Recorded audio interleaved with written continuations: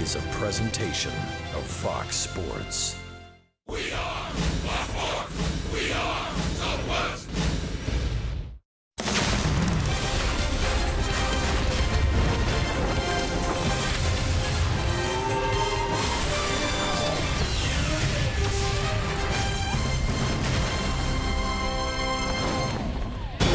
Just 15 games remain, and this final stretch begins as the season started, with Cole Hamels on the mound. As your Rangers make their push to keep the West title in Texas, the ace will set the tone as he has all season long. From Globe Life Park, Hamels and the Rangers begin their final run to the playoffs, and it's coming up next. It is a beautiful, warm Friday evening here in Arlington, where the Oakland A's have made their way to town for this penultimate homestand of the year. The Rangers' march toward that West Division title continues tonight as they return home from a three-city road trip. Hello again, everybody. Welcome into the booth. I'm Dave Raymond with Steve Busby, and this is a big homestand for the Rangers. They want to try and clinch the division while home, if possible. You're going to take a little help on the road from some other teams, but they have that opportunity while here at home. And it all starts tonight with their ace, Cole Hamels. And they've officially made him their ace because they've set up the rotation now for the postseason, or with the postseason in mind. Cole Hamels would figure to get that #1 start. And Cole has been great. He has been the epitome of an ace this year, 14-5. 191 strikeouts for Hamels, just one of 7 major league pitchers this year to amass 14 or more wins. The ERA under 3.25, and 180 plus strikeouts. So Cole Hamels up among the elite again this year, and it seems that he spent most of his career in that elite status. The Rangers are very happy to have him leading their staff. Former World Series MVP, and he has the start tonight in the opener of this 3-game series. His battery mate, Jonathan Lucroy, will head things up for this offensive attack against Oakland tonight. Game 1 of our 3-game series coming up. Ball presented by AT high-speed internet.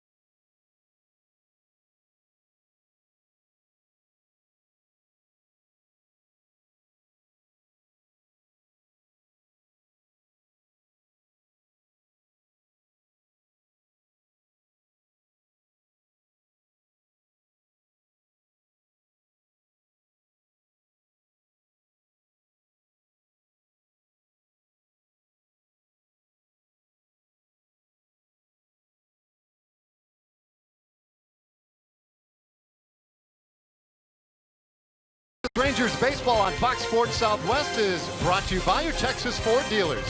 Visit your local Texas Ford dealer today for incredible deals and see why Ford is the best in Texas. By AT high-speed internet, get a deal worth talking about. Get high-speed internet from AT. And by Southwest Airlines. Transparency, low fares, nothing to hide. Just about set to go. Good pregame work by the Marines tonight. Rangers and A's opening game of this three-game series, and we checked in with Emily Jones. Well, Dave, you and Buzz talked about it at the top. The fact that Cole Hamels going tonight sets up quite nicely for how things could play out in the postseason. Jeff Bannister says this is the guy he wants on the hill at this point in the season. We talked about it all the way back in spring training of the ramping up for the season, the build-up to the All-Star break, from the All-Star break to this time of year, and then from once you get into a postseason situation of just the intensity level and how he really mentally and physically prepares himself every single day. So that is a luxury to have a guy like that, because he can also add some insight to the rest of that pitching staff. And obviously this is a situation Cole Hamels has been in a number of times before in his career. Obviously the Rangers very comfortable with him being the ace of the staff and putting him in this position. And he's always a very focused and intense guy, but you get the sense once that calendar turned to September and as these days go on that intensity becomes even stronger and his focus becomes even finer. Dave. All right, thanks, Emily, and he is ready to go. Ron Washington, fashionably late down there at third base, jumped out into the third base coach's box to a nice round of applause as Hamels was made to hold up for a moment before getting things underway tonight. And there we go, strike one delivered to Jake Smolinski. Smolinski at .253 for the year, 7 home runs. He gets on at a .317 clip, right around league average.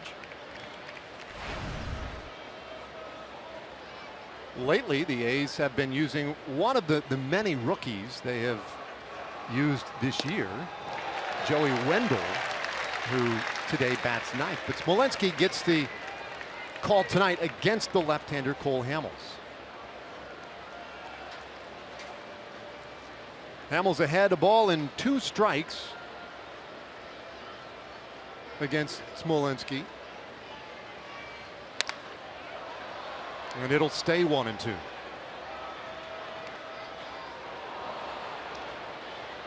Oakland, we were talking about in the pregame buzz, 43 runs. Yeah.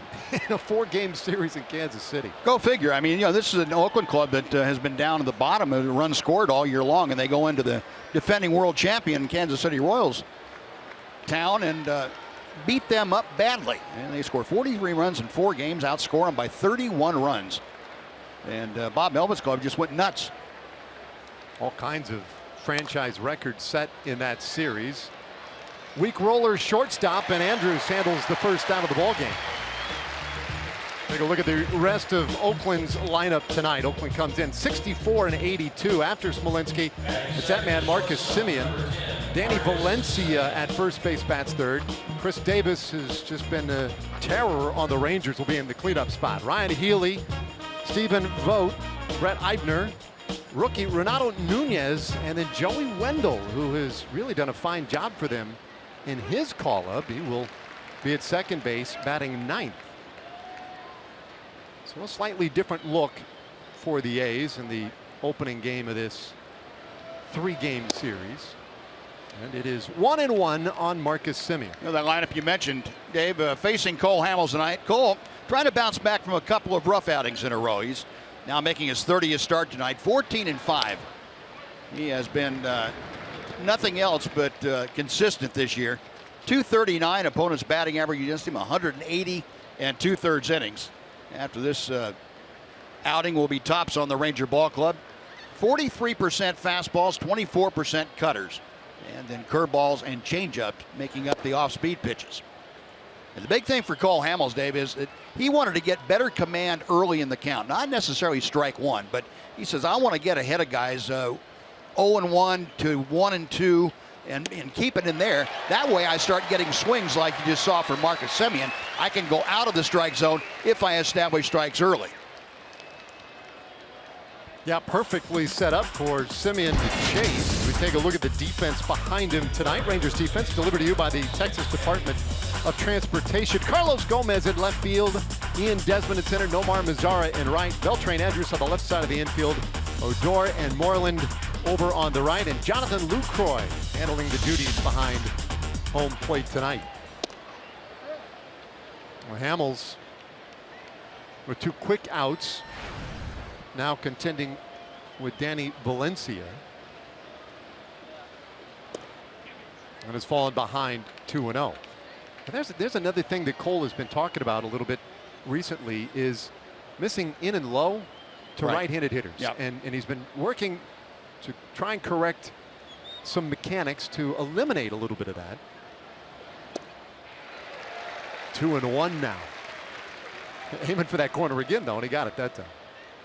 Well, and Cole will tell you, the one thing that gets him out of whack faster than anything else is trying to throw the fastball too hard and try to come inside and make that too much of a velocity pitch. So that has a tendency to pull everything else to the third base side of home plate for him. He says, if I can keep from pumping it up, in other words, if I can keep myself backed off a bit, dialed down a notch, he said, my command is much better, I pitch much better, but it's a lot easier said than done, too. You know, you get out there on the hill between the white lines, and you want to compete, you want to win. 2-2 to Danny Valencia, and he'll get time. Now, even Jeff Bannister talked a little bit about it today. I think at times using the word emotional. Like he's getting a little charged up sometimes down the stretch. It's 2-2, and Valencia will pop this one up. Long run for Ian Desmond, but it's a 1-2-3 for Cole Hamels in the top of the first. He's sharp tonight. Carlos Gomez will lead it off for the Rangers when we return.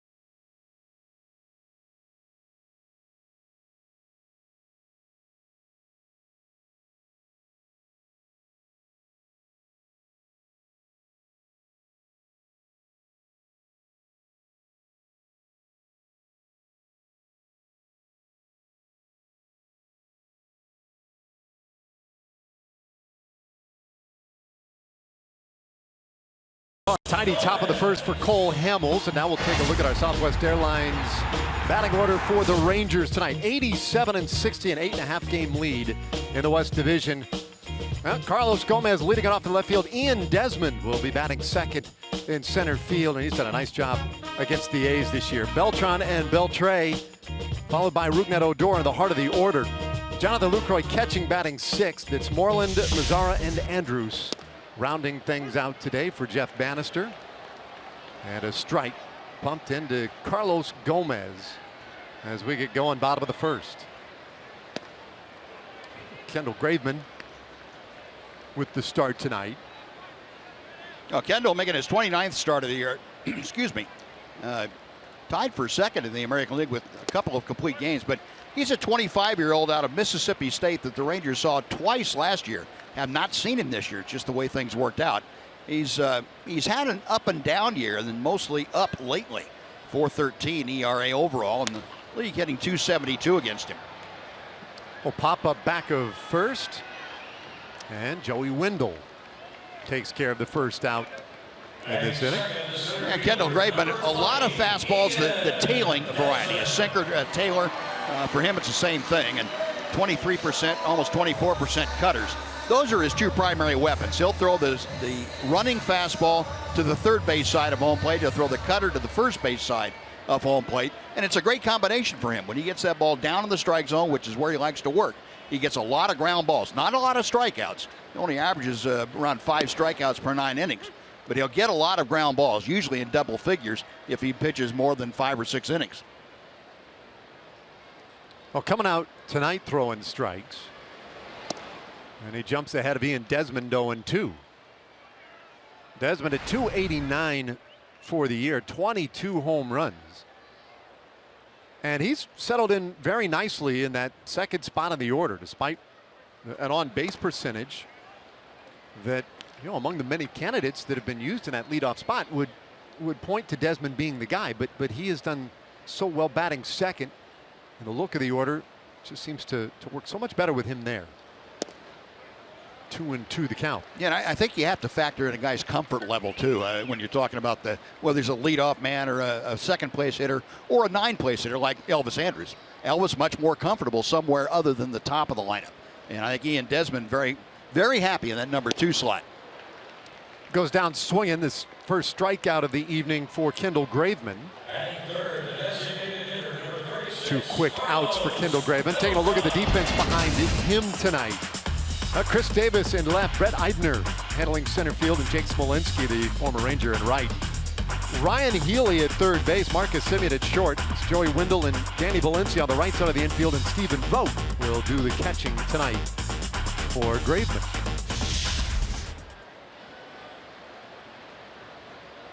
Right-hander winds it up, and his first pitch to Carlos Beltran misses for ball 1. Beltran at .296.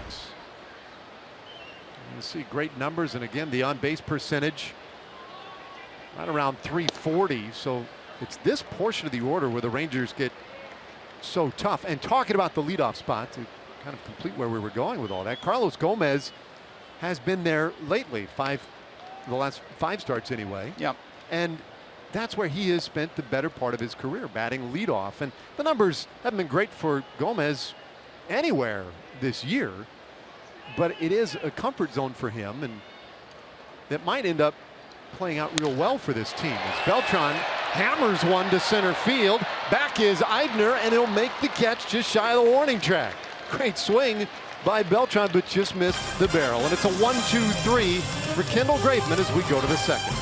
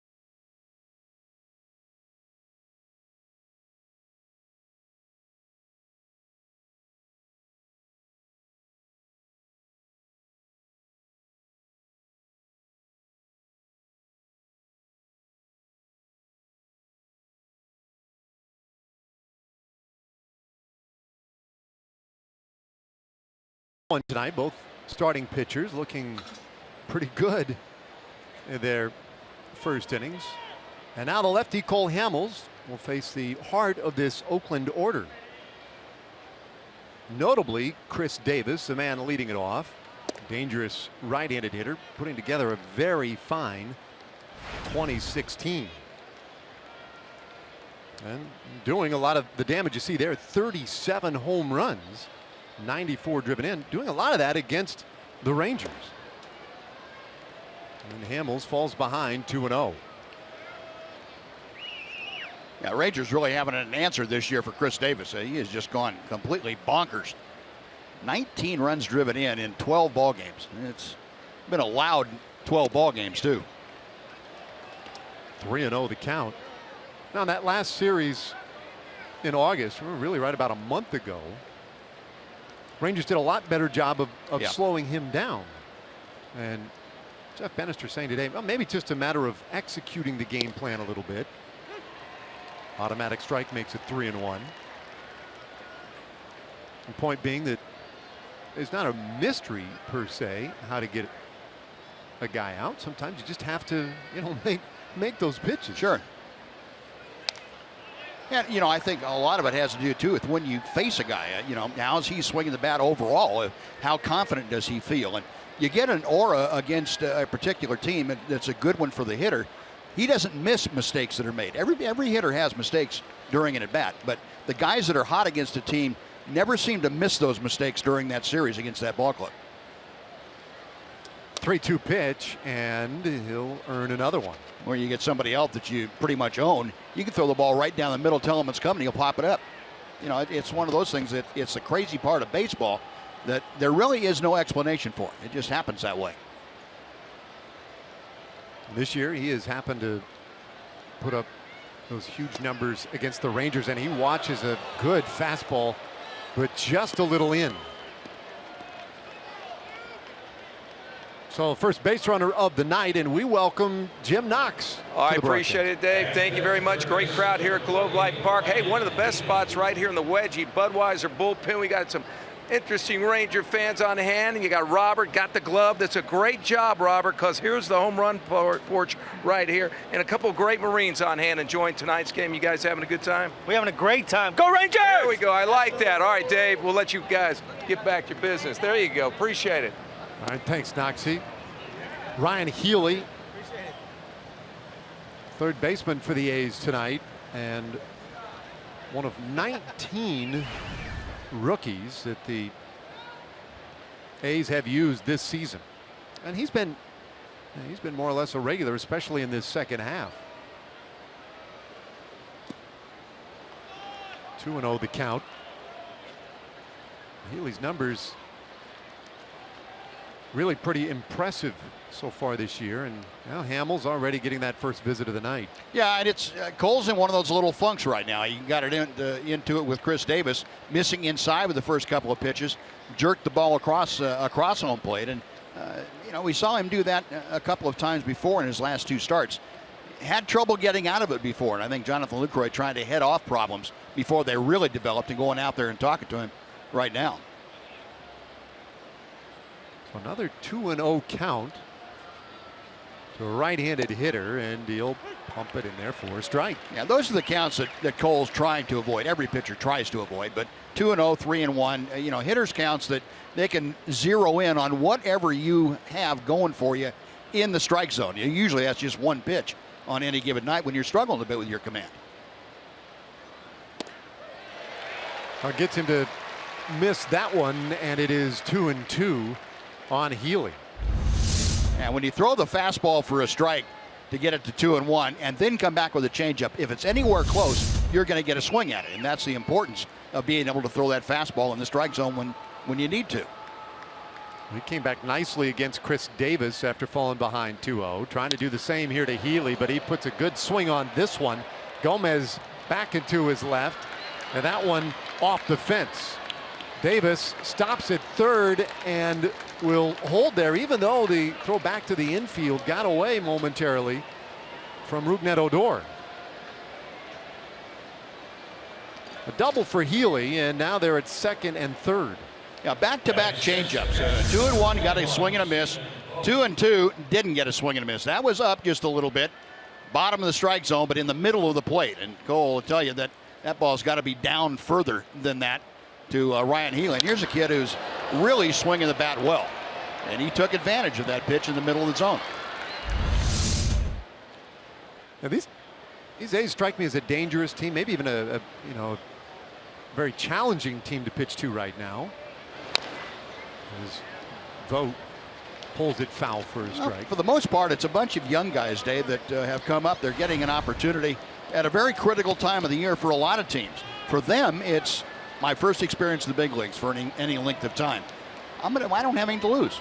Enjoy it, play loose, show them what I can do, and this is pointing toward next year and the year after for me as a rookie. Yeah, that's exactly it. 0-2 now on Vogt. They are very loose. Nobody's pressing. Nobody's worried about where they are in the standings. And you mentioned the rookies. Look at that. They are running everybody through. Yeah. And you look at that list of teams too, and they're all in very similar spots, save perhaps the Astros. Just missed. 1-2 to Vogt. Hamels has missed off that corner a few times early on here. You saw the longer look in that time, but that has been a consistent problem here in the very early stages tonight. Now, I think he got messed up with where Jonathan Lucroy set up that last pitch. Lucroy was set up off the plate, and Hamels hit him right in the middle, and thought that should have been a strike. Vogt doing a good job battling here with Hamels, fighting off a number of good pitches. Put himself in a position now where he can go for the strikeout of Vogt. Vogt, even though he's been swinging the bat well lately, is still prone to strikeouts from left-handed pitchers. And Cole certainly has that good hard breaking ball and the sharp cutter that he can work down and away with. His 1-2. And Vogt, who he's made a habit of this in his career, he sees a lot of pitches. He makes opposing pitchers work very hard. Last year was one of just a handful of big leaguers who saw in excess of 4 pitches per at bat, and that is a big part of his game. In this case, it's not being so much a selective hitter, at least in this at bat, as much as he's just pesky. He's managed to slap a few foul.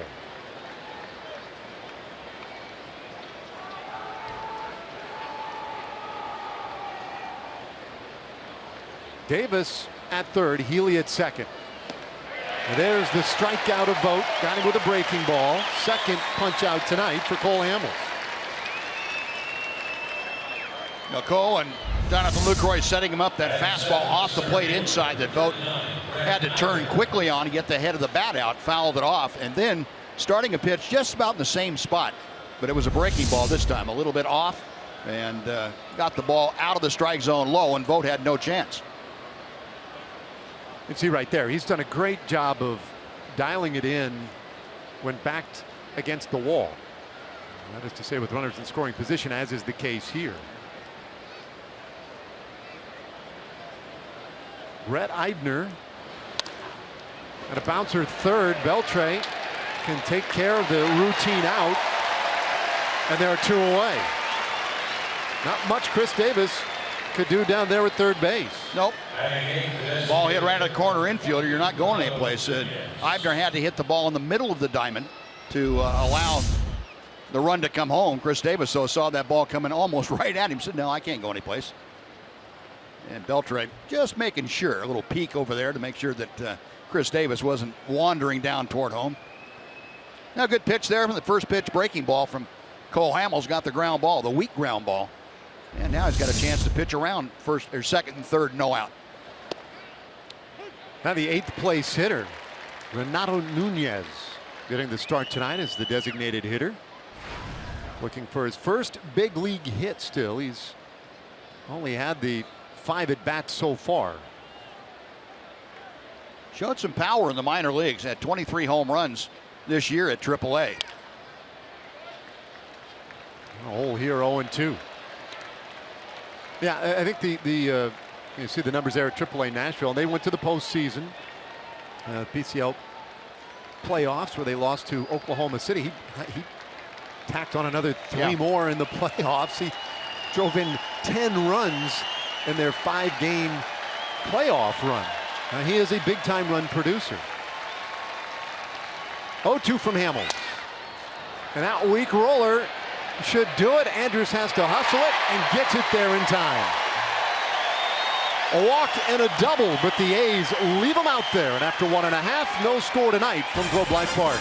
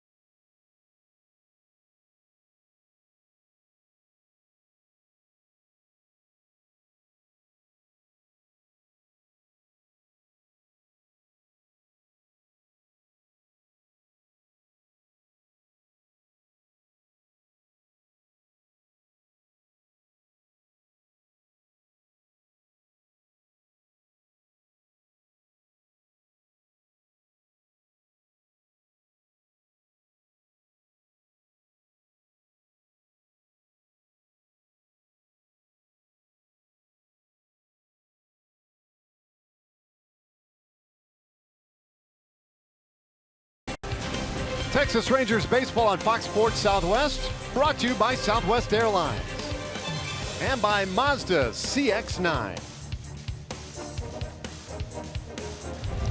A beautiful night tonight. A's and Rangers, opening game of this 3-game series, and Adrian Beltre starting things off. Beltre at .297, 30 home runs, 97 driven in. And he has been white hot lately. This one popped up into shallow right. Wendell out there and 1 away. Good thing Wendell saw that, because Jake Smolinski, the right fielder, had no clue where it was. He threw out his arms as if to say, where in the world did that ball go? Somebody help me. Wendell said, I got it, no problem. It's that time of night, the twilight, kind of a dark powder blue up above, and the grayish cast balls go up there and mingle with that sky pretty well. That has to be one of the most awful feelings. There's Smolinski out in the right. I think I'm going the right way. Huh? Oh, there it is.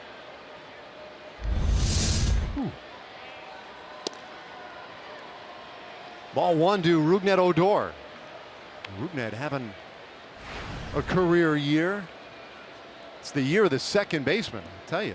And Odor right there at the head of this parade this year. 2-0 the count. I mean, what he has done as a 22-year-old second baseman, unprecedented in Major League history. And overall, you know, guys like Brian Dozier jumping in the mix as well. That there have been some big-time offensive contributions by second baseman, as Odor hits this one out to Wendell again, who's taking care of just about everything so far tonight defensively for the A's.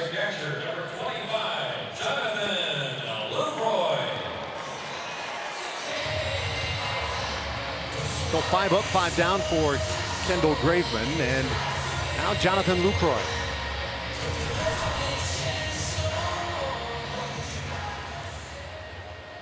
Another guy in a Rangers uniform enjoying what is a career year.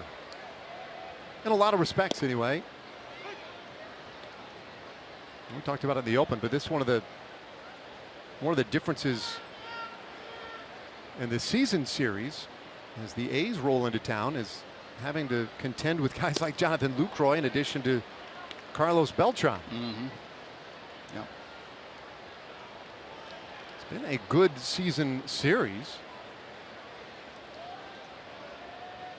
Rangers having won one more than the A's in the head-to-head battles so far. Now they've got 6 games, including tonight, head-to-head in these final 15. And Jeff Bannister's club with the comfortable 8.5 game lead in the West Division, and a chance yet that they could clinch the West Division on this homestand should everything fall favorably for them. Lucroy watches strike 3.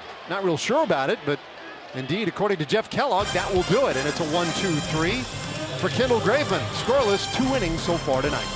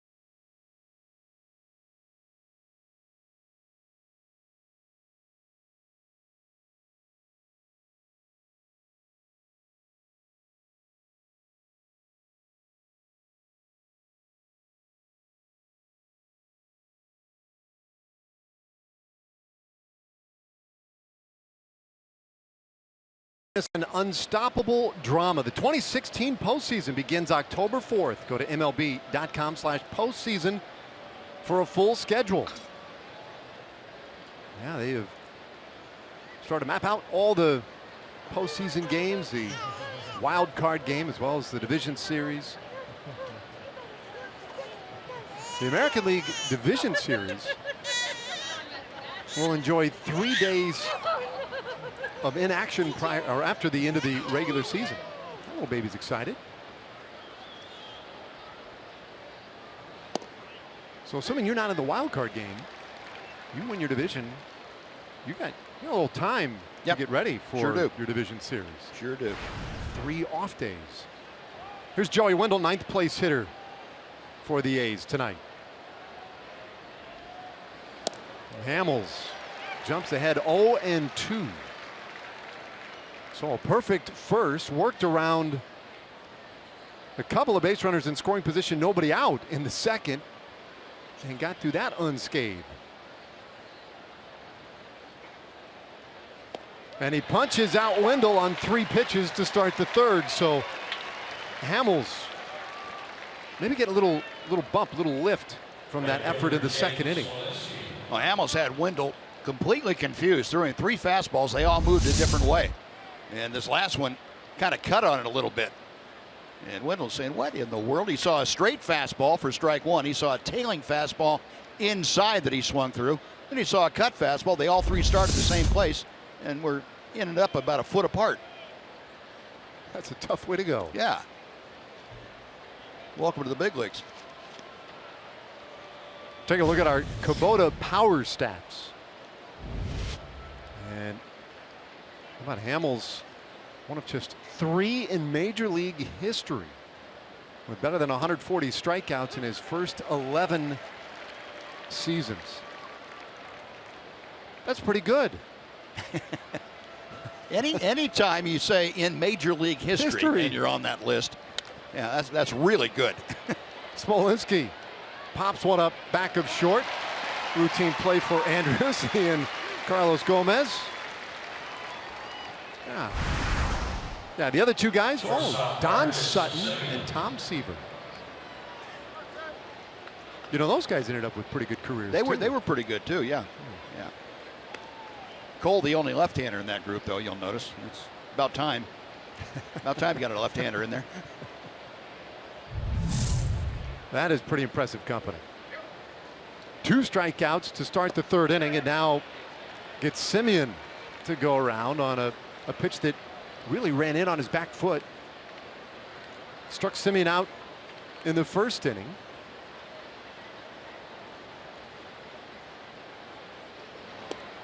And it's 1-1. Yeah, you remember Cole Hamels now started this ball game with Smolinski and Simeon, Valencia and Davis, all right-handed hitters. Started them all off with a fastball inside for either a strike or just off the plate. You'll see what he does the second time he faces him. You got Smolinski on the fist. You got Simeon on the fist. So just a little modification. If he had good luck getting weak swings the first time around, he'll do exactly the same thing second time around. But when he gets down to Davis, we'll see if that changes just a little bit. Davis, the one guy, if you allow him to look in there, might be able to turn it around for a run. Well, it's 1-2, and he gets another strikeout, his 5th of the night through 3 innings. And Cole Hamels has dialed it in. 2.5 in tonight, no score.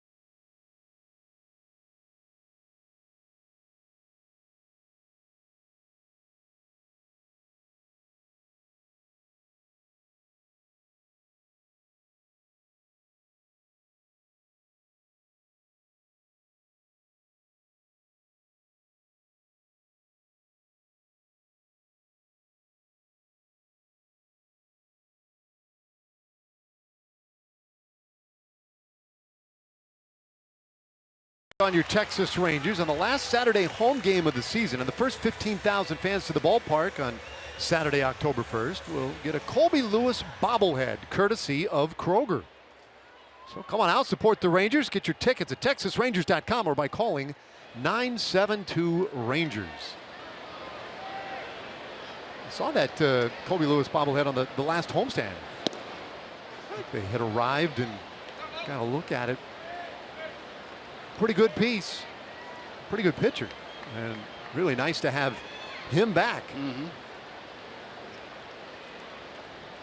Mitch Moreland just avoids That offering from Graveman, 1-1. Get another look at Colby on Sunday, I believe. Yeah, and these, you know, Colby's not going to get a whole lot of starts before the end of the season, but each one of these big for him and big for the Rangers. Just great to have him back, and ostensibly as a third starter. So swing and a base hit to center field for Moreland, and the Rangers have their first base runner tonight. Good to see Mitch do that. He had been battling an over. He'd been over 16, and in one of his downturns, let's say, of late. And good to see him drive the ball in the middle of the diamond and hit an authoritative line drive to center. That could very well mean Mitch is getting him back together, staying on the baseball, as he likes to put it.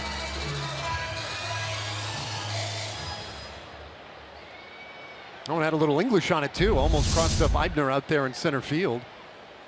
So Moreland is on, and now Nomar Mazara. Nomar in at 270 and smashes that one foul. Hey, nice play down there. Well, you bring a big fishnet to the ballpark, you want to make good use of it. You bring a fastball to the ballpark, and apparently if you're Kendall Graveman, you want to make good use of that. He does too. That's one of the big improvements he has made, I think, Dave. Bouncer through, base hit right field. Moreland will stop at second, and the Rangers off to a good start of the third inning. Well, nice job by Nomar using that hole on the right side, with Moreland being held at first by Valencia. And a little larger hole over there, and Mazara able to exploit that.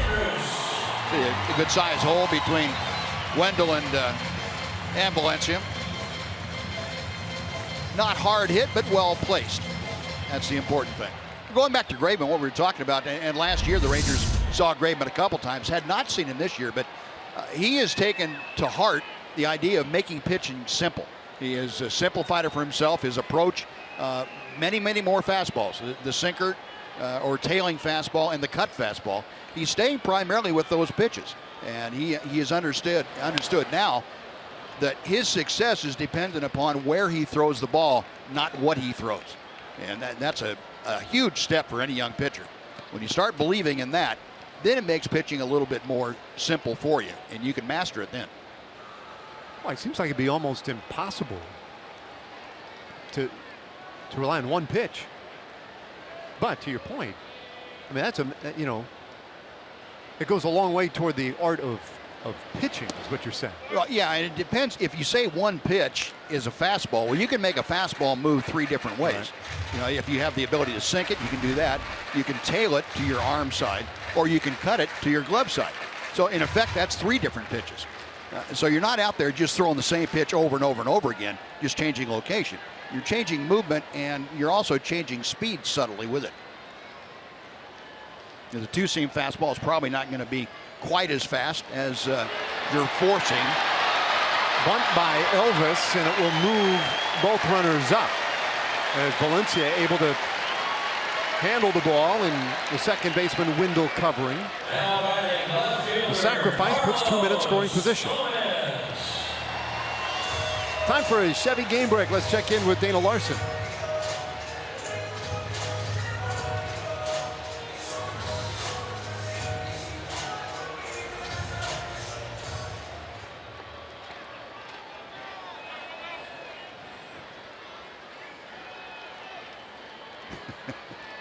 All right, thanks, Dana. So Andrus puts 2 men in scoring position, and now Carlos Gomez, as the Rangers turn over the lineup for the first time tonight, and he'll go down to first base. That one too tight from Graveman. So they are loaded up after the hit batter. And Bob Melvin looking at a bit of a situation in this third inning. I don't believe that pitch raised Bob Melvin's enthusiasm level at all. That one really tailing in on Carlos Gomez, and you can see the kind of movement that Graveman has. That pitch started off close to the corner and ran into where Carlos just couldn't get out of the way, or didn't want to. Probably a combination of the two. Well, now things set up beautifully here is Ian Desmond will bat with the bases loaded. Bouncer left side, handled by Simeon, and they'll get the one out. But Moreland able to score. Desmond drives in the first run of the game, and the Rangers on the board first tonight. Well, they're going to call Gomez out on the slide, and the run will come off the board. Well, Carlos going in too hard into second base. Jeff Bannister out to argue his point. Yeah, they got him for sliding beyond the bag, and you have to slide at the bag, and you have to be able to stay on the bag. And Carlos, well, making contact too, but you can see clearly beyond the bag, and that is a no-no. Well, he missed everything but Simeon, and Jeff Bannister's argument is going to be falling on deaf ears. So nothing doing for the Rangers in their half of the third. But Banny, you know, he's going to argue this as long as he can and see if he can get some indication from his bench probably. But that one will not be worth a review. And he's trying to explain to Alan Porter out there at second, hey, look, he slid right at the bag. Unfortunately, he didn't put the brakes on quickly enough, and he was out of reach, out of touch with the bag when he got finished. So the Rangers get nothing out of the inning, and we'll go to the fourth in a scoreless game.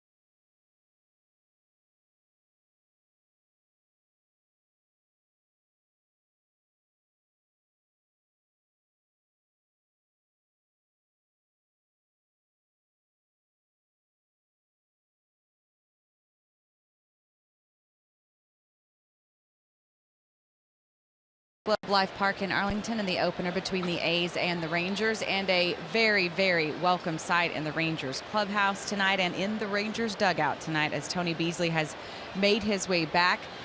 Had cancer, or had surgery a couple of weeks ago, almost a month ago now, and has been recovering at his home with his family in Virginia. Now healthy enough to come back here. Feels great.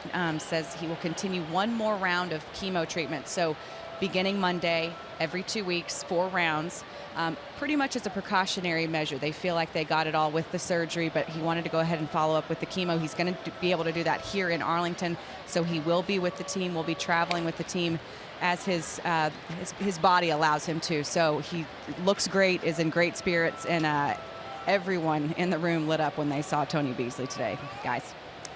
Yeah, thanks, Sam. And Buzz, I mean, he's down there in the clubhouse today. Big smile beaming off that face, as always. He's something. Great to see him back. He means an awful lot to the ball club. There wasn't a dry eye, I don't think, when Tony let everybody know what he was facing and that it was going to be a long road. But you know, they have all supported him, and he has supported the ball club too as best he could. And it's great to see him back. 2-2 now on Danny Valencia. Yeah, at first we didn't know how much he'd be around at all this year, and he's really been present quite a bit, and just a big buoy to everybody's spirits. Valencia 0 for 1 flight out of the first inning, and the 2-2 from Hamels. Well, that didn't miss by much. He has been right on that spot. And one more thing about Tony Beasley. More than a couple of guys have said that when Tony's around, it makes an 0 for 4 seem very unimportant. Yep. Just watching him and knowing what he's going through. Now Valencia takes the walk to open this 4th inning.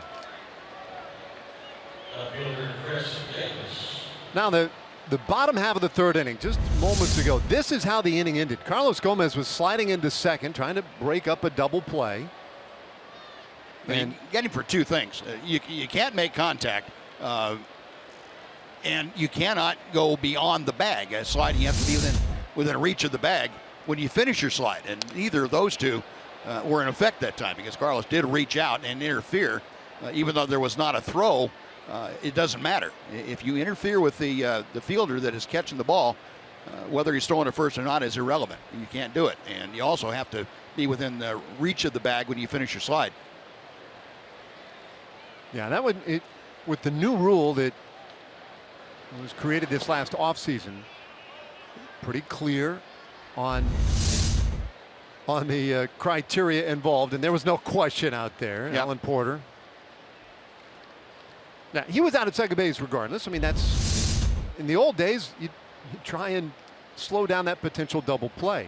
But then you saw Alan Porter point over to first base, and that's where the rule this year has been, such a big impact on the game, because he wasn't even going to throw to first. Yeah, that was the bad part about it. The ball was hit so slowly that Ian Desmond, as well as he runs, was going to beat out any attempt to turn a double play. So there really was no need to even come close to having a call like that on him. So that play, a very big one, certainly at this juncture of the game. 2-2 now, the count to Chris Davis, because for the moment it appeared as if that was going to score Mitch Moreland, but the double play wiped that run off the board because it ended the inning.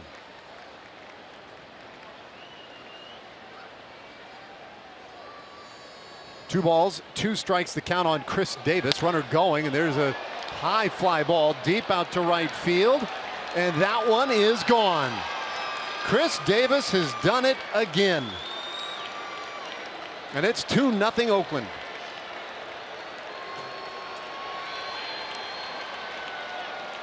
That's a 38th home run of the year for Chris Davis.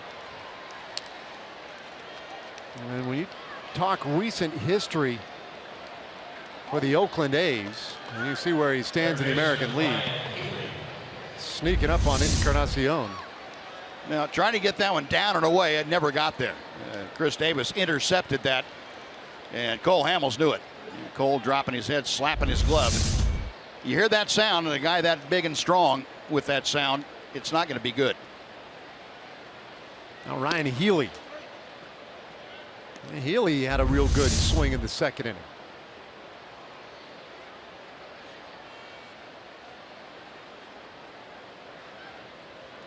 Yeah, that wasn't just a chip shot out there. That thing was smoked over the bullpen. Mazzara just kind of gave it the cursory look. Yeah. And no doubt Davis knew the moment he hit it as well. That's his 8th home run this year against the Texas Rangers. 1-1 to Healy.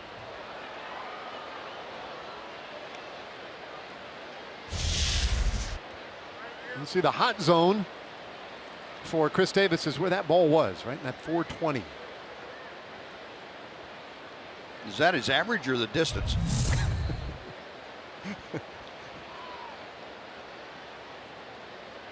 Here's the 1-2. Now trying to get on that back foot of Healy. Maybe move his feet a little bit.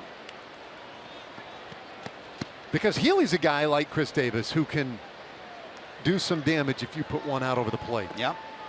You don't want these guys getting comfortable. And if there was any question about what they can do offensively, those were answered the last 4 days in Kansas City, where the Oakland A's got loose in a big way.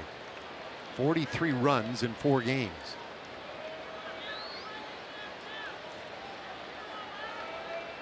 Healy with 10 home runs this year as a rookie. And hits this ball well out to right center field. Desmond angling back, and that one just shy of the fence. Good start for Healy. He'll get to second base on the double.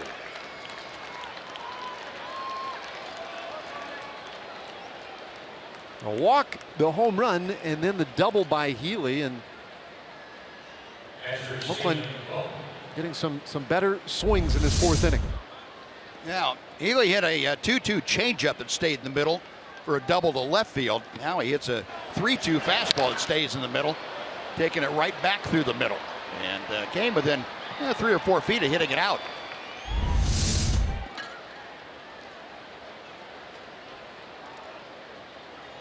So, a couple of doubles tonight for that young man.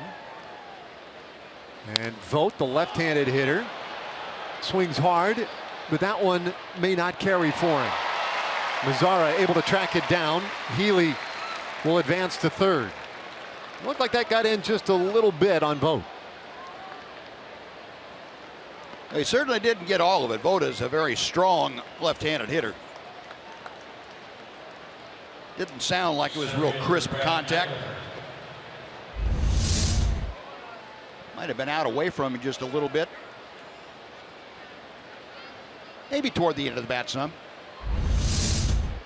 Enough to hit it 350 feet or so. Well, fortunately, the wall's 351. Now Eibner, he was swinging for it all.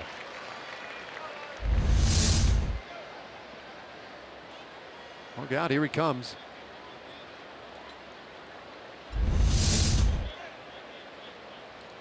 Seemed to have that one measured pretty well off the bat.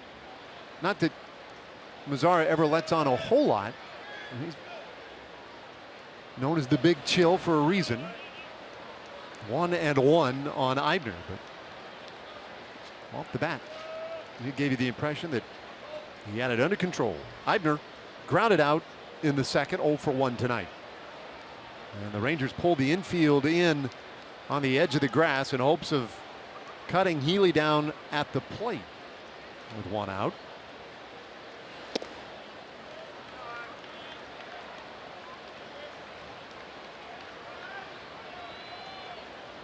Well, the next pitch will be number 70 tonight for Cole Hamels.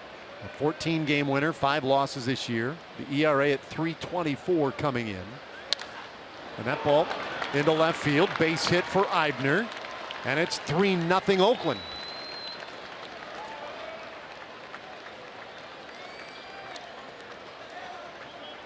You know, Jeff Bannister, unfortunately, has seen this before from Cole Hamels. The last 2 or 3 of the last 4 starts, Cole has had streaks like this in a ball game, and 2 of the 3 previous ones he wasn't able to correct it. It didn't last more than or through 5 innings.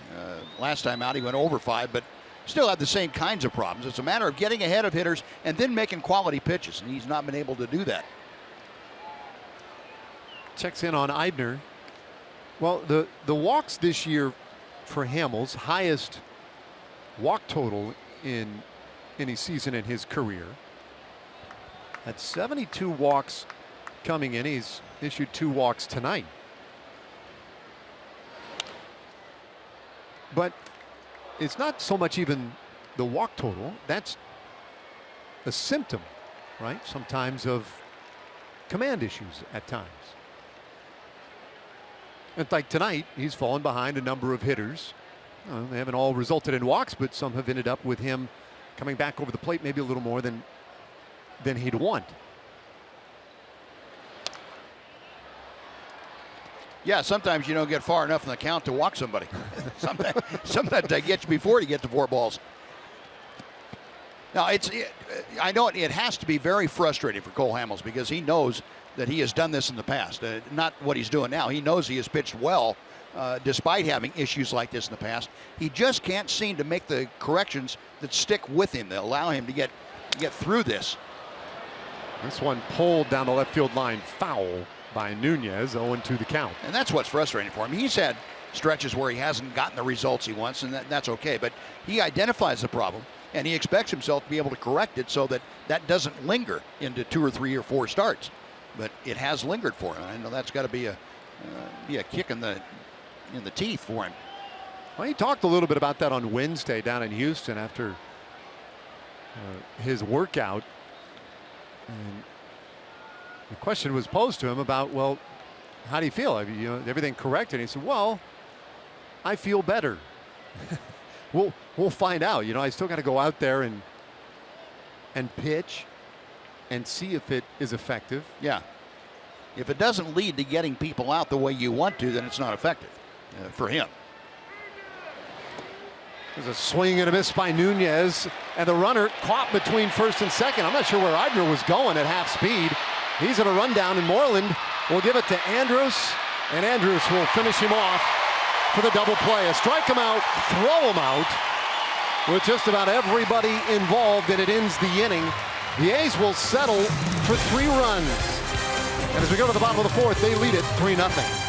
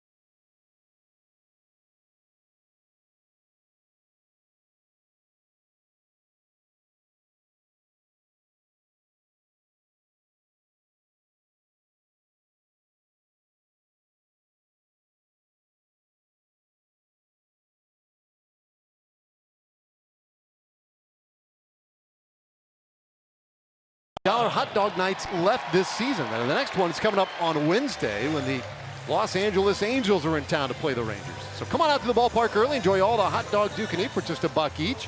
Get your tickets today at TexasRangers.com or by calling 972-RANGERS. Here we go in the bottom of the 4th. Beltran, Adrian Beltre, and then Rougned Odor. So heart of the order. For the Rangers now be playing catch-up, trailing 3-0 in the bottom of the 4th. And Graveman was 1-1 to Beltran. Well, that last half inning was kind of a 4-run turnaround. Rangers had one taken off the board that they had in the bottom of the 3rd. And then the A's came back and scored 3 real fast.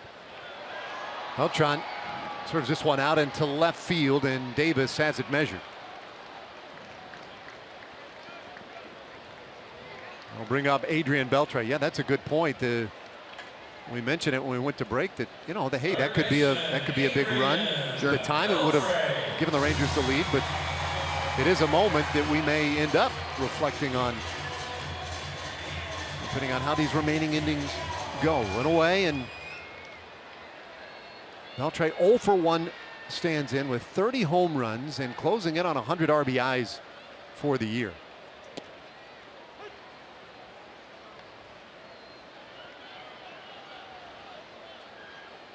And with Adrian, it has been some kind of run lately.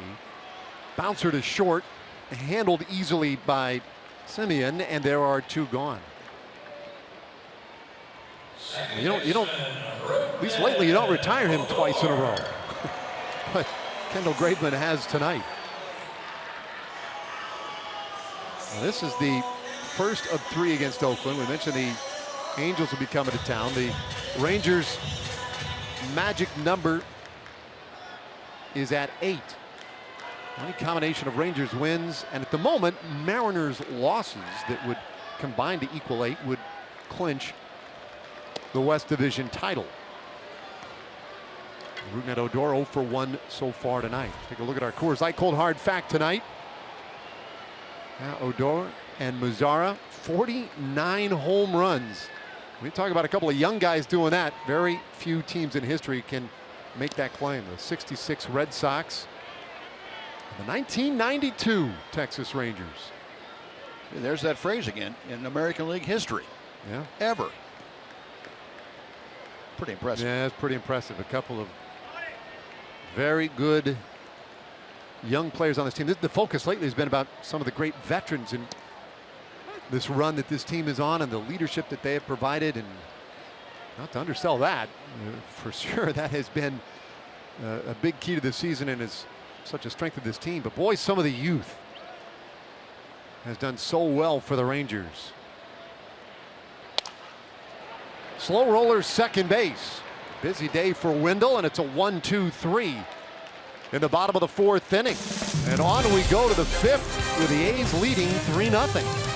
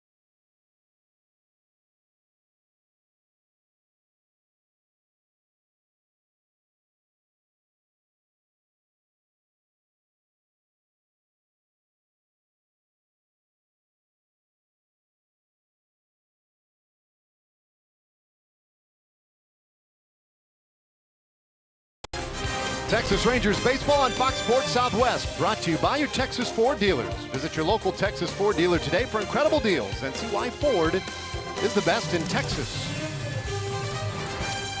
Well, we've played 4 innings tonight, and the A's with the 3-0 lead. It'll be their 9th place hitter, Joey Wendell, and then back to the top of the order for the 3rd time tonight.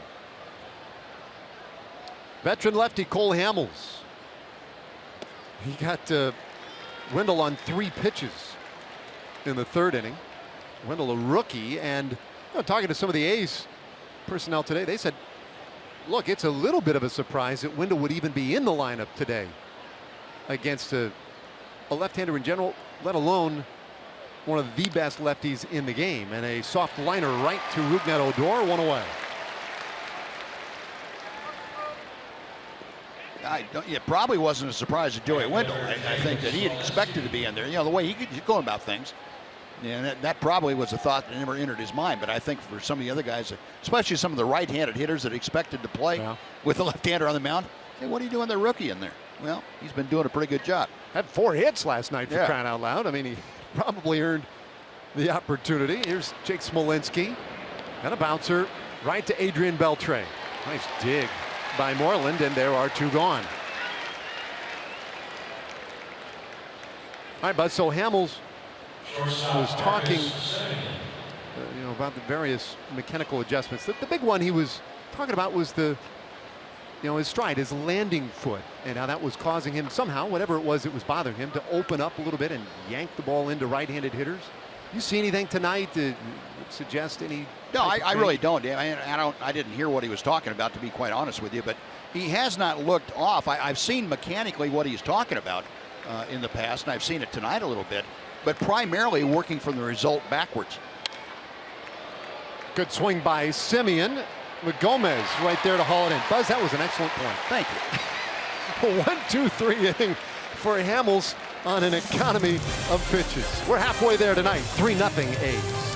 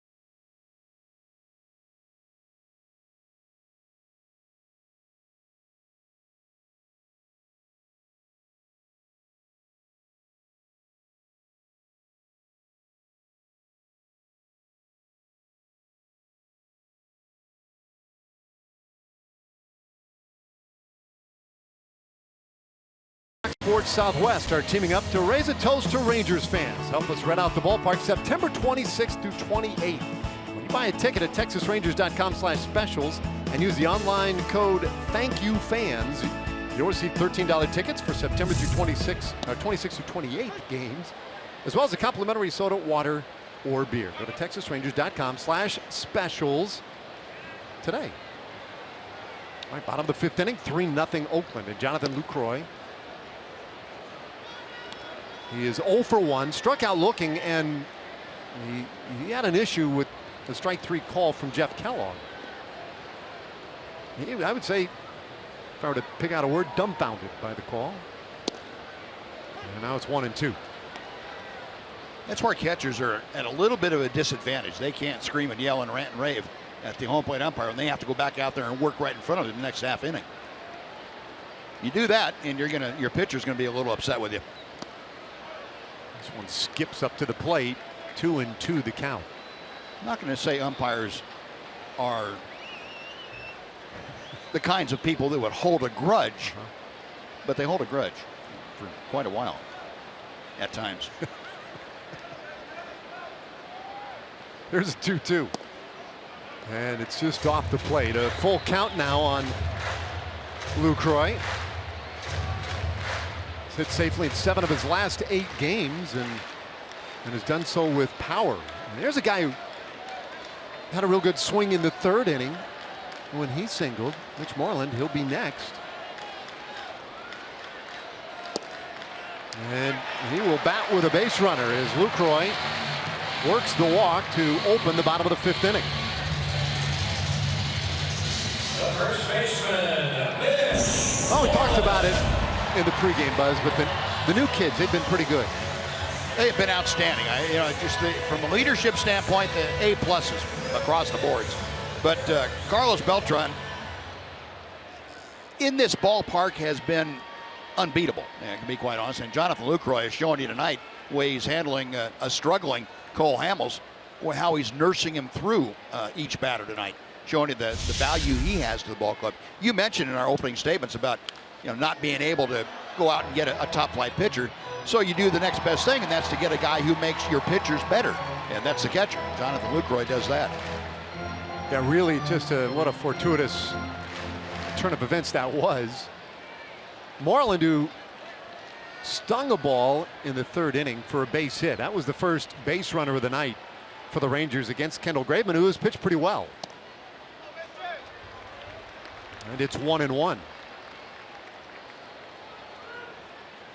Well, Mitch can kind of, against a guy like Graben, I think Mitch can kind of zero in on a short range of velocity. He's seen him enough now to understand how hard that pitch is coming in. And Graben doesn't change speeds to the point where it's, he goes from 92 to 68. Sharp liner up the middle, but the shift takes one away from Moreland. Simeon standing right where no one should ever be standing, at least in the conventional sense. So one out with a man on for Nomar Mazara, but first we check in with Dana Larson on a Chevy game break.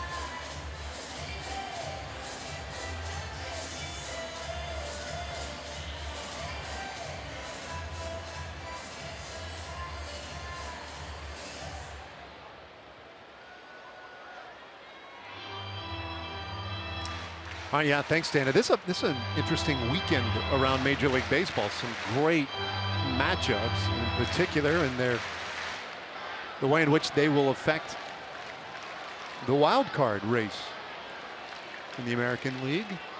Cleveland right now in command of the Central Division and chasing the Rangers for the best overall record and thusly home field advantage all the way through the playoffs. Right now the Rangers with that advantage and the tiebreaker over Cleveland.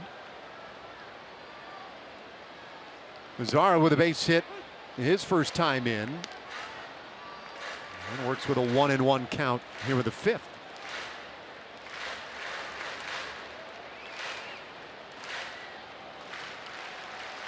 Well, we talk about the wild card too, but the American League East division race is still a very crowded and compelling one.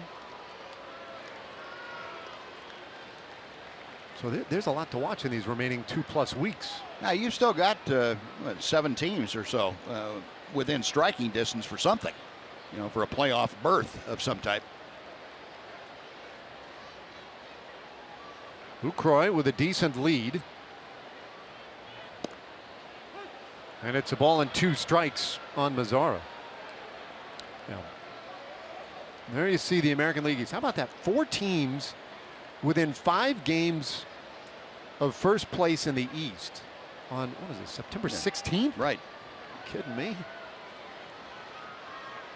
Since we have gone to the 6th division format, that has not, I don't think that's ever been the case in the American League East, a division more or less dominated by the Yankees and Red Sox up until these last handful of years, where Tampa Bay and Toronto and Baltimore have gotten in the mix a little bit. Nonetheless, very few races in that division over the years. The bouncer threw into right field. Mazara on with his second hit. Lucroy with a good start, heads to third, and he's in there.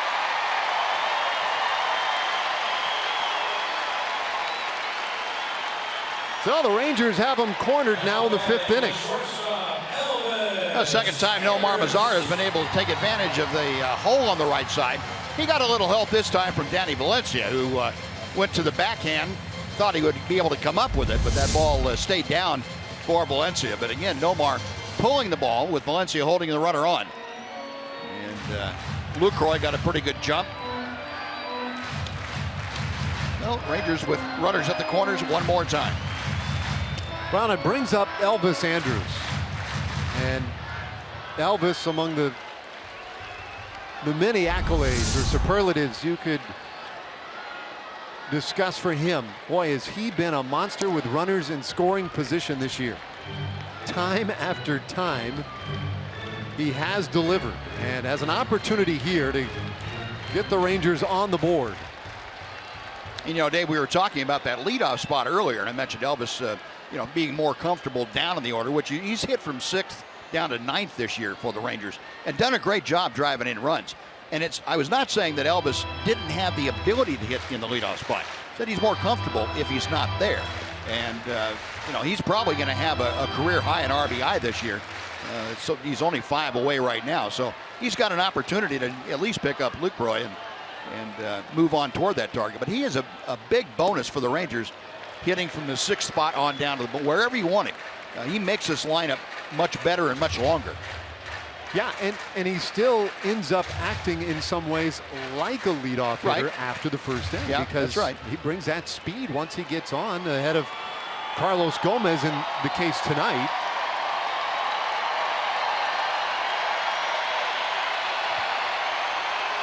A leveraged count for him here, 2-0. And he smashes it down the third baseline. That's a base hit. Rangers are on the board. Mazzara to third, and they'll stop him at the last minute there. Andrus with a double comes through again with runners in scoring position. And the tying runs are now both out there in scoring position for the top of the order. Well, Elvis getting it done again. And just on cue, as you mentioned, Dave, he has been very good. And he caps his 29th double with his 63rd RBI of the year. Gets the Rangers on the board and cuts that lead down. And most importantly, he carries the tying run now out at second base. I think just stayed fair. Yeah. Gabe Morales right on top of it. Yeah, and Chris Davis, the left fielder, was saying, hey, what about that? Well, that's in play. The security guard is in play down there. Unless it goes out of play where the fielder can't hit it, that's part of the infield. Or part of the field. It's just like hitting an umpire. That ball is live, and go get it. So now here's Carlos Gomez, 0 for 1. He was hit by a pitch in the third. Graveman, after a short visit, and a bouncer right to short. Simeon will take care of the out at first, but the Rangers get another. It's a 3-2 game. As Gomez gets Mazzara home from third, and Andrus now just 90 feet away. A nice job that time by Carlos Gomez, seeing where the infield was. It was back in the middle of the diamond, so where you don't want to hit the ball is to either corner infielder. Either that or get the ball up in the air if you are going to drive one. But Carlos did a good job of putting the ball in play in the middle of the diamond. You see both Simeon and Wendell back at their respective positions, and that is going to score a run every single time. Now Ian Desmond. Our TXU Energy Power player to watch tonight. Desmond, who is 0 for 2, but the numbers here at home, pretty amazing. Third best in the American League in his home ballpark.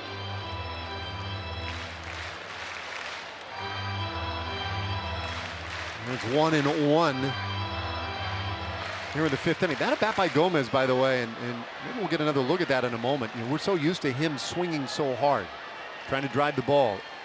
It really looked like he gave himself up to the middle of the field. He just kind of slapped it up the middle to get that run. Yeah, starting about 10 days ago, 10 to 12 days ago, Carlos Gomez has shortened his swing down. Instead of being here and flying and, you know, hat flying off and all that, he has shortened the swing up and hit the ball up the middle of the diamond. He hit a home run doing that, and he's hit a couple of extra base hits doing that. So I think he's sold on the idea that it's not a bad way to go. Desmond down looking. There's that base hit again. Just right, or rather RBI ground out again. Right up the middle though for Gomez. They got that big run home. 2 runs in the inning. Rangers leave a man at third, but it's a ball game again as we head to the 6th.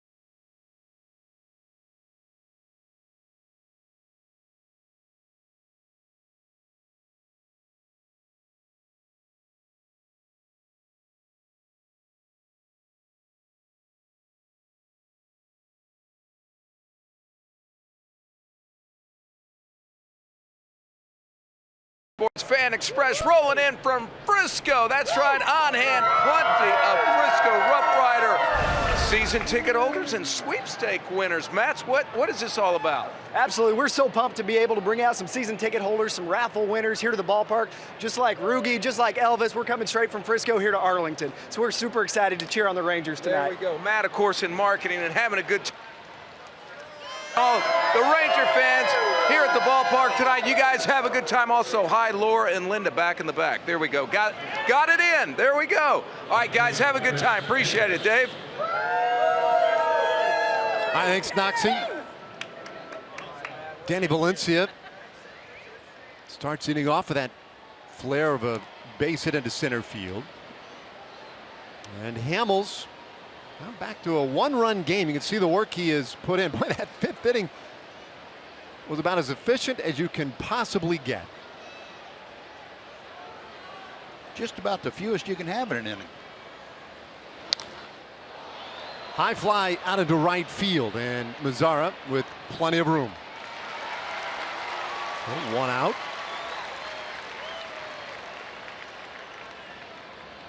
Man on, though, for the A's, and now Ryan Healy. But huge to get past Chris Davis when you can take care of him. He had the big two-run homer in the fourth inning.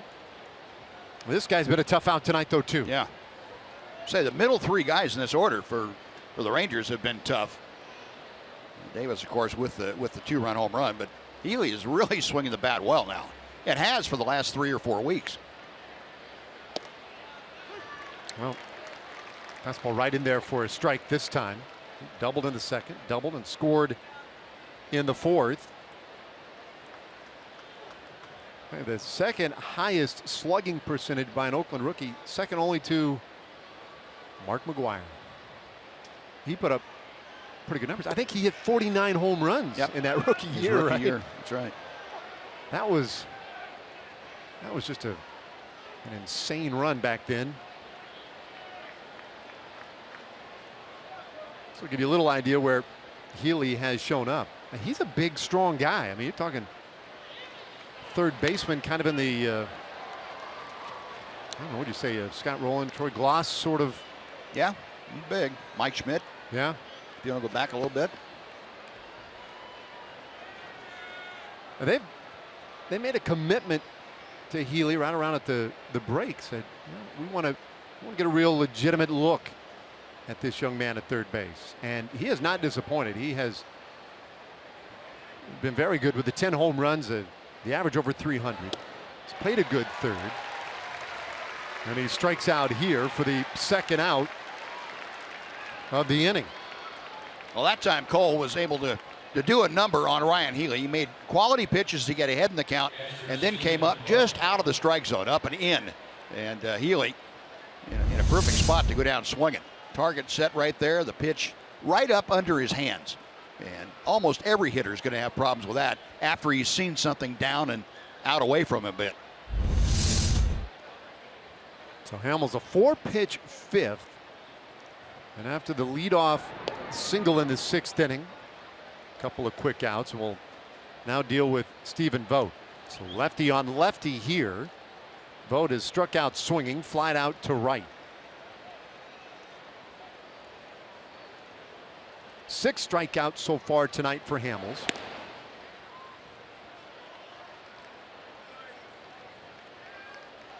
Vogt, he got a pretty good swing on the ball in the fourth inning. Missed the sweet spot though and fell just short of the wall out there in right field. Ahead here though, 2-0. It looked like Cole had found the correction that he was seeking in last inning and in this inning, even though he gave up a leadoff single. It looked like he was throwing the ball much closer to where he wanted to on each pitch. And see if he can get back into the zone after falling behind 2-0. Well, Vogt hammers that ball, but foul. Well, that's an impressive foul ball right there. 2-1 to count. Very, very impressive, but a very loud strike. A lot of heat. Vogt, you look at Vogt's power numbers, 12 home runs this year. But they're like all against right-handed pitchers. I think 11 of the 12 have come against righties. The breaking ball missed, and it is 3-1. Well, I wouldn't have guessed that the way he is swung tonight against Hamels. I mean, he looks like he's fairly comfortable against left-handers. Big shift on the infield for him.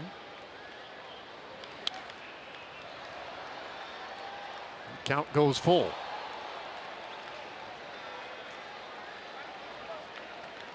Not surprising, another deep count for Vogt. As I mentioned earlier, that is a big part of his offensive game. A's got their 3 runs in the 4th inning. Rangers got their 2 in the 5th. Valencia running on the 3-2, and that's ball 4. And Oakland has a couple of base runners in the 6th inning. That'll probably be a walk that Cole's a little upset with himself about, losing out on the left-hander. 3rd walk of the evening for Hamels. Now, the last post-game fireworks show of the season is coming up on Friday, September 30th, courtesy of Big Green Egg. Come support the Rangers as they take on the Tampa Bay Rays. Use the coupon code FIREWORKS to get upper-level tickets for just $14 at TexasRangers.com/specials.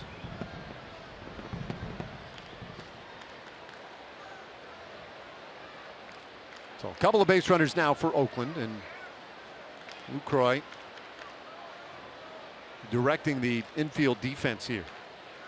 Well, you remember last time Eibner came up in the 4th inning, he kind of ambushed Hamels when Hamels got a pitch down and out over the plate. A good low ball hitter, it appears that Brett Eibner is, and I think you'll see Cole try to work the outside and then come back, jam him with something. Gets him to foul off strike 1. Eibner 1 for 2 tonight. Just a .217 average, 5 home runs. Eibner recalled from AAA Nashville on August 5th, and really has struggled a bit at the plate since then as he hits this one high and deep down the left field line. Gomez going back toward the corner, and that one is gone.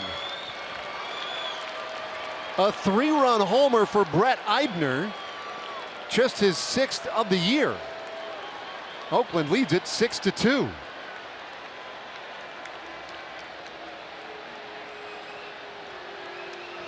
Probably a pitch that Cole Hamels and Jonathan Lucroy didn't think would be hit out of the ballpark to Eibner. Granted, it got more of the plate, I think, than they were thinking of, but I don't think that was in an area they thought he would get a home run. Well, that's a stunner. Yeah, he just jumped on that, got it down and off the plate inside. I think that was fairly well located. Maybe just a hair higher, get it up under his hands a little bit, but you can't say too much bad about that pitch except for where it ended up. So now Nunez going to bounce her up the middle. That's a base hit. Nunez, the 8th place hitter. That's his first big league knock. So they'll rescue that baseball and save it for Renato Nunez. And Doug Brocail, meanwhile, jogs out to have a quick word with Cole Hamels. With some activity. Alex Claudio loosening up now in the Rangers pen.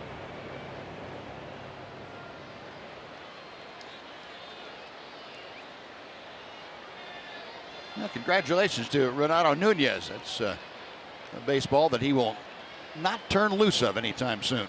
He gets that thing back in his locker. Take it home, put it on the mantle this winter. Now, you saved your first big league hit, right? No, I didn't. I didn't say my first big league hit. Now, see, I'm curious about that. You were a good hitter, and you didn't have a whole lot of time to hit. The DH came along and took that opportunity away from you. But I don't think I did. I'll tell you, I saved the one that didn't count. The Grand Slam? The Grand Slam. I got that ball back. Did you really? Yeah. Just go for that. That's a pitcher's move right there. Save a home run and not save your first hit. Or save a home run that didn't count. Little bouncer out there to Odor, and that one will end the inning. It's an 0 for 3 night for Wendell, but the A's tack on 3 more. We'll go to the bottom of the 6th. Oakland 6, the Rangers 2.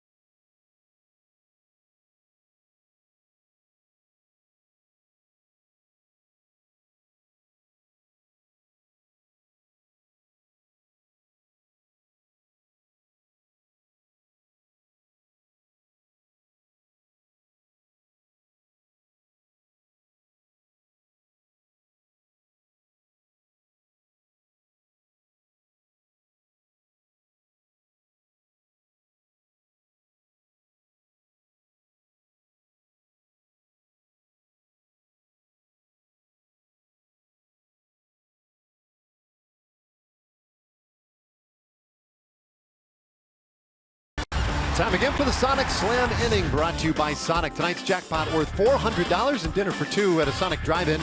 For Ranger hits a home run this inning, Pat Cowles of Plano will win $400. If a Ranger hits a grand slam this inning, well, Pat wins $25,000. You can register at any participating Sonic restaurant. 1-1 for Carlos Beltran to start this 6th inning. Beltran, Adrian Beltre, Rougned Odor. Part of the Rangers' order. Suddenly down by 4.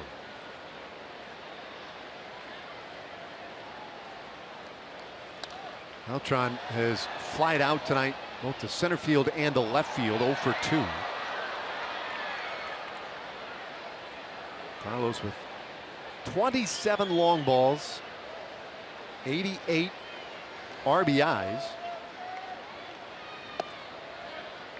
And you talk about switch hitters of his age, now 39 years old. Well, there hasn't been one in the game to put that combination of home runs and RBIs, at least to that high at his age. That guy's on fire, by the way, with that fishnet. Our Ford leaderboard.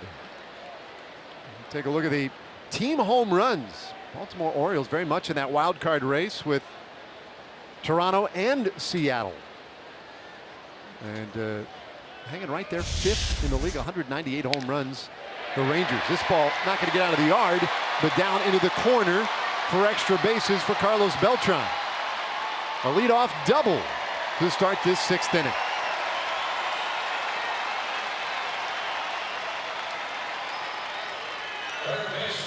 Well, he just keeps on trucking. Yeah, great swing by Carlos. And we've talked a lot of times about how calm he is at the plate and how quick that swing is. He recognizes the pitch, throws the bat head right through the zone, and just crushes that ball down the right field line. That is a thing of beauty right there. 39, 29, 19, I don't care how old you are. That doesn't get any better than that. Now Adrian Beltre. Another look. No tension in that swing. Fun to watch. He's out there in scoring position. And it is 1-1 on Adrian Beltre. Did you happen to catch the article today in the New York Times? Tyler Kepner wrote a beautiful piece about these two guys. Beltran and Beltre both searching for their first championship. Here they are, both toward the twilight of their careers, playing for this Rangers team and playing exceptionally well. Having great years, both of them. And you know what's amazing to me, Dave, is how good a people they are. Just forget about the baseball skill. That's obvious for everybody. But just being around these two guys, they are genuinely good people, and they will take young players and talk to them all day long about their love for the game and how the game should be played and how to respect it. And they'll go out and try to beat somebody's brains in that night in the same breath and show you what it's like to be a great teammate. And they're both great family men, too. The packages are complete, and they're no better around the game. Oh, what a rarity to be able to have two guys of that caliber on the same team. Base hit right field as Beltre continues his hot hitting. Beltran in to score. Adrian goes to second, and he's in there with the RBI double. Laying on Marcus Semien. Yeah, he'll get credit for half a sack. Beautifully done. Beltre makes it a 6-3 ball game. Adrian kind of jealous that Beltran moved up that all-time doubles list. He said, okay, fine. If you can do that, I can too. And I'm going to add an RBI on top of it, since they're both in the top 40 or so. Adrian, a barrel roll in there. Semien said, hey, get this guy off me, will you?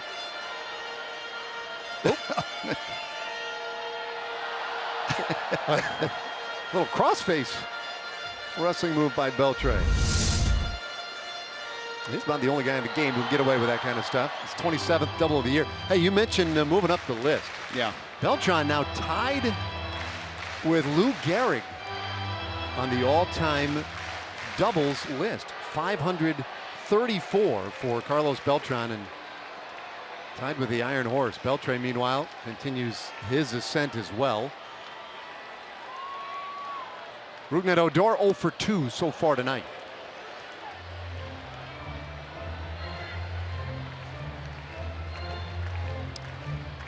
For Adrian Beltre, that was his 587th double. He came in 19th all time on that list, and the count 0-2 on Rougned Odor. That's way too much math for me, Buzz, but that is a whole lot of doubles. Yeah, it means you've been playing for a while, and you've done pretty well when you played too. Well, good thing that Rangers are going to be able to see him for the next couple of years, as will Ranger fans and everybody around baseball. You get to look at Adrian next 2 years in this contract, and who knows, maybe a couple more after that. Certainly not showing any signs of aging. The 1-2 to Odor, and that one lined center field. Can Beltre get home? They're going to stop him. Rangers have him on the corners, nobody out of the 6th inning. And Odor pumped up.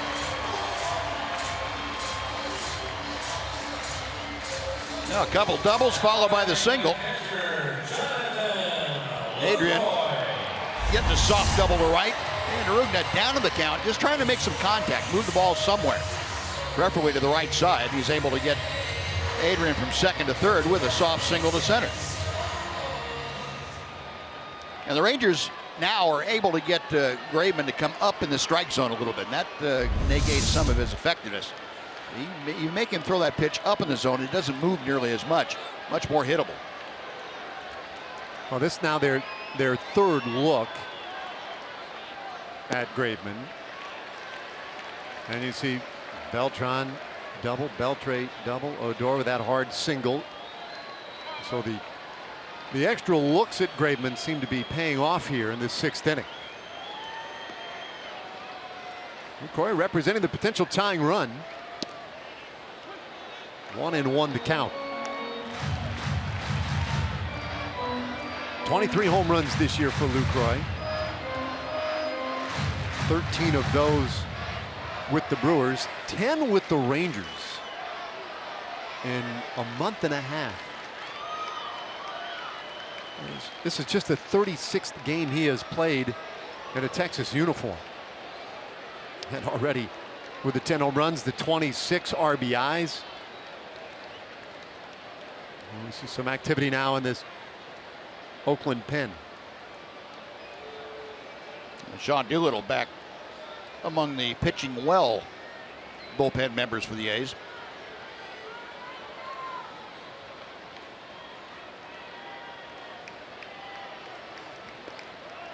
Well, it's Beltre at third, Odor at first base, a run already across in the inning. Lucroy has walked and struck out so far tonight.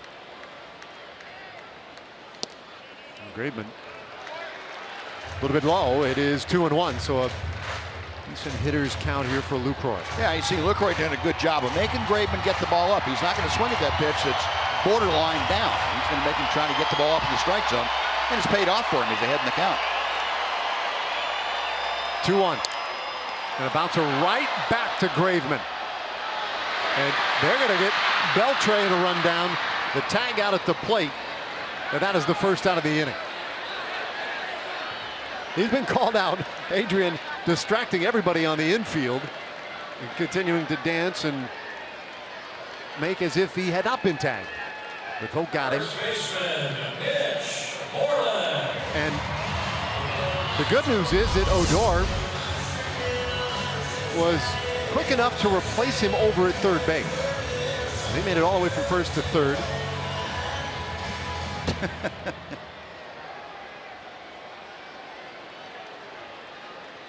Well, it's like, seriously, he's done, right? Yeah, right. I mean, come on.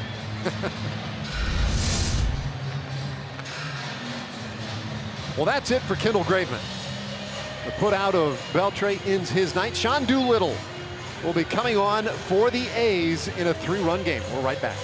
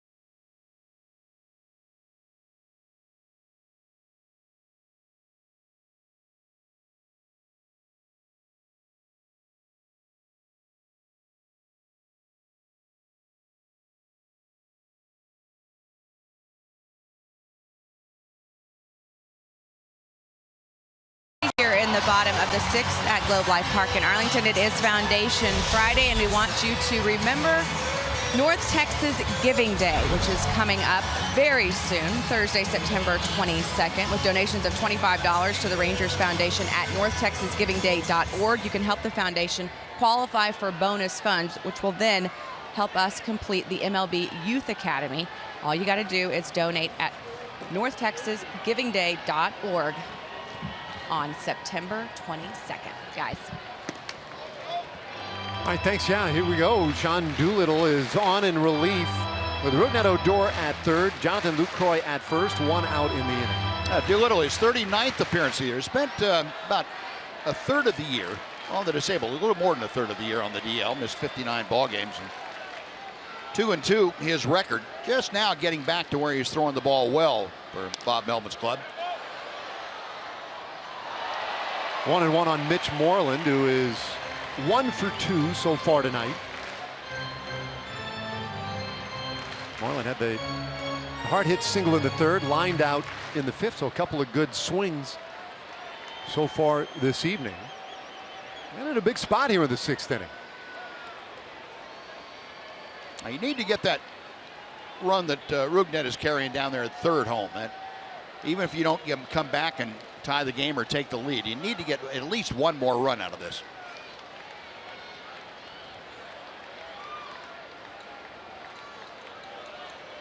Doolittle's 1-1. And a hard bouncer, base hit right field. Ask and you shall receive. Odor touches home plate. It's a 6-4 game. Well, Mitch Moreland had gone 1 for 4 against Doolittle before that at bat, and he's having a couple of good at bats. He's had 3 good at bats tonight, as mentioned. Boy, that is nothing but positive news for the Rangers. These final 15 games, you get Moreland hot. He's very capable down in the bottom third of that order of doing a lot of damage. Another very good at bat by the Rangers in a spot where they just need to get that runner home from third, and Moreland with the sharp single, his second of the night, makes it a 6-4 game. And a chance now for Ryan Rua to get a pinch hit and see if he can do something against Doolittle. Mazzara done after going 2 for 2 tonight. And that one's tight on Rua. Ryan at 257 with 8 homers and 21 driven in. Looking for his first pinch hit of the year in 7 tries so far. And it's 1-1. 2 runs in the 5th, 2 here in the 6th inning. Well, we've seen Doolittle a couple of times. He doesn't have a hit against him, but at least he knows what it looks like to face Sean Doolittle. You walk up to the plate and have a good idea of what he's featuring. No guarantee that you'll be able to handle him, but at least you've seen it before. Now look back at second base. Lucroy had a nice lead off the bank, but nobody there to cover it. And Rua this year, good at bats against left-handers in general at 295 average. A little tight.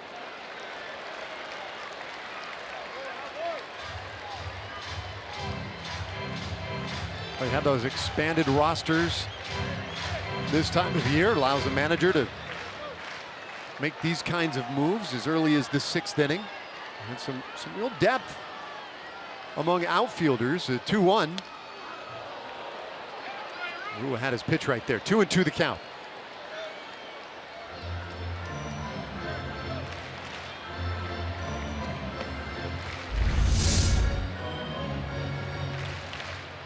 Oh my goodness. If you call Mulligan before that hits the screen going back, you get to take it over again. If only. Yeah. Fouls off another. 2-2. Count remains on Rua. Well, Rangers trying to whittle away at that magic number to clinch the division. Now this is the first of a 6-game homestand. 3 this weekend against Oakland, then Monday, Tuesday, Wednesday against Anaheim, and they would love to clinch here at home. Rua hammers this one, or flares it rather, out into right field, and tracked down by Smolinski. Big swing, but that ball, a lot of backspin on it, just hung up there, and that is the second out of the inning. I think Jake forgot how many outs there were. Made that catch and just kept on running like, okay, let's go on into the dugout. Not quite yet, Jake. This will be a fine in Kangaroo Court, assuming the A's have one before the end of the season. I got it under control. Oops. Sorry about that. Nobody saw that, did they? Oops.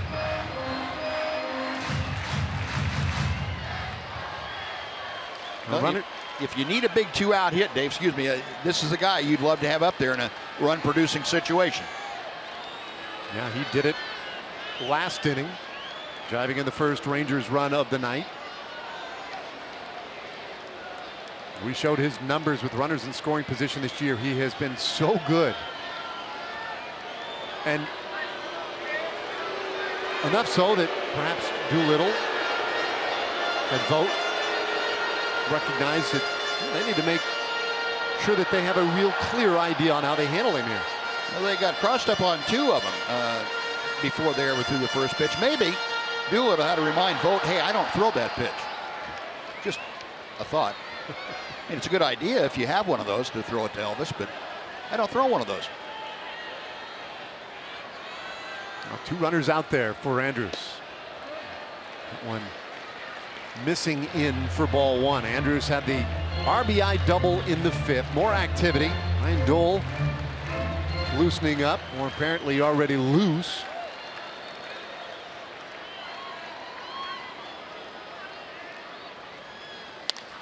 Andrews lifts it high in the air to center field. Eibner for all kinds of time to measure it, and that will end the inning. Rangers get a pair, but they leave 2 out there. And as we go to the 7th inning, it's a 2-run game.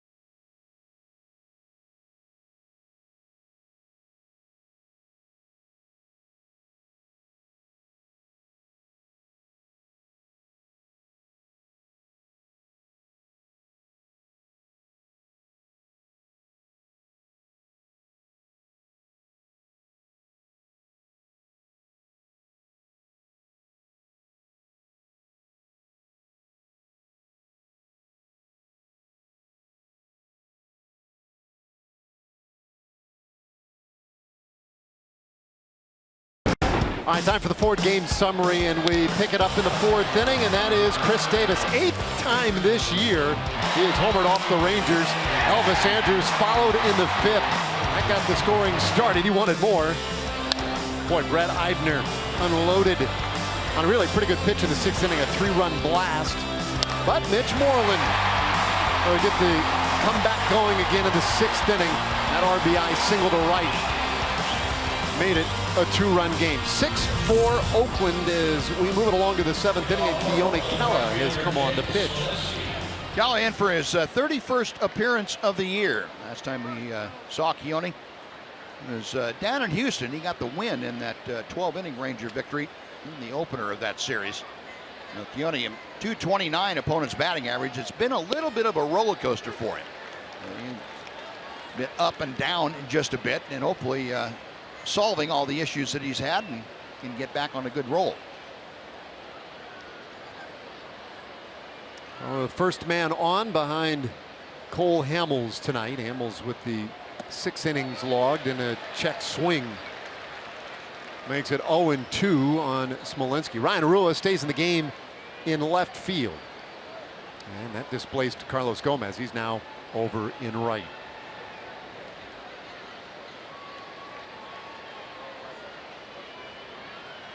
Oh, 2 count to the A's leadoff man, and it will stay no balls and 2 strikes.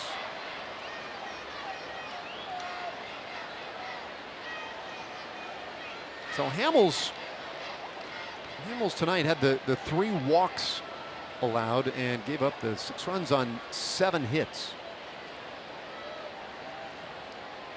I had him with 6 strikeouts, but Lord knows we got to be careful with numbers I've got. As a bouncer third base, Beltre will take care of Smolinski. Well, I'm sure it doesn't make you feel any better, but that's how many I had too, Dave. So we agree on that. I'll take it. Yeah, the 2 home runs. Cole would tell you that shouldn't happen, especially this time of year to him. But Yeah, he's in one of those funks right now where the mistakes that he has made in crucial situations haven't come back to him. You know, they've left the ballpark, and that's a little bit of a problematic thing to go through. And he's got, you know, he'll have a couple more opportunities to tinker and get some of those things right. Marcus, and what you'd said that he was talking about the other day about, you know, you can fix things in the bullpen, but until you take him between the white lines, you're never sure if it's the proper fix. And I think that he got some good results tonight on some of the things that he tried to do, but he ran into some similar problems that he's had before tonight. Overcame them to a certain extent, but again, the results weren't where he expects them to be. That one a little high to Simeon. 1-2 the count. Simeon hitless in 3 tries with a couple of strikeouts tonight.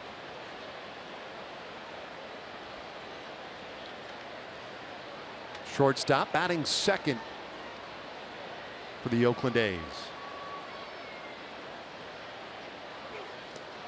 I think he went around. He did. Plate umpire Jeff Kellogg rings him up, and that strikeout is out number 2. So good start for Kellogg. Yeah, good sharp breaking ball tonight too, and you know, he has his customary 95, 96, 97 mile an hour fastball with him, but that hook is just devastating. And you know, if you only see him one time at a ball game, you don't have much of an opportunity to say, okay, I'm going to lay off that. It doesn't work that way. That looks so good for most of its way to home plate. Hitters just can't check their swing.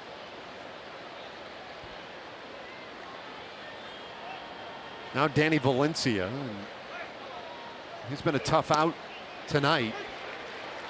Not sure he saw that fastball. 97 from Kella. Valencia with a walk, a base hit. He has scored twice tonight.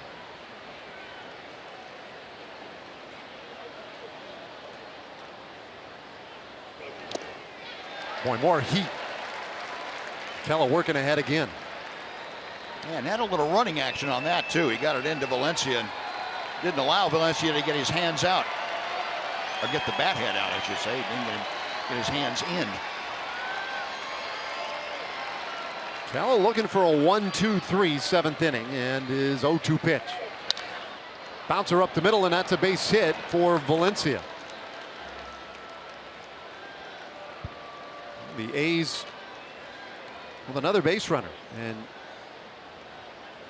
they've had a lot of those tonight. In fact, this road trip for them has been huge.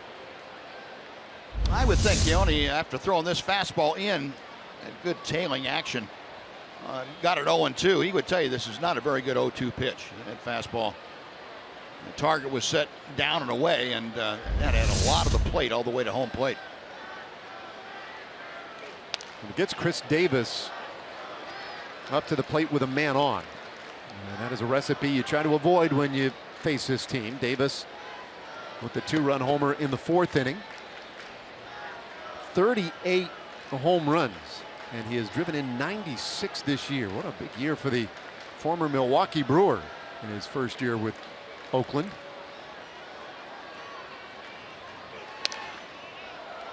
And a hole here, though, 0-2.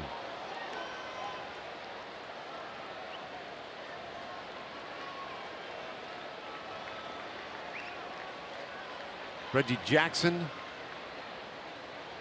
putting together the most notable single season effort against the Rangers in terms of home runs hit, that back in 1974, and Chris Davis right there behind him. Look out.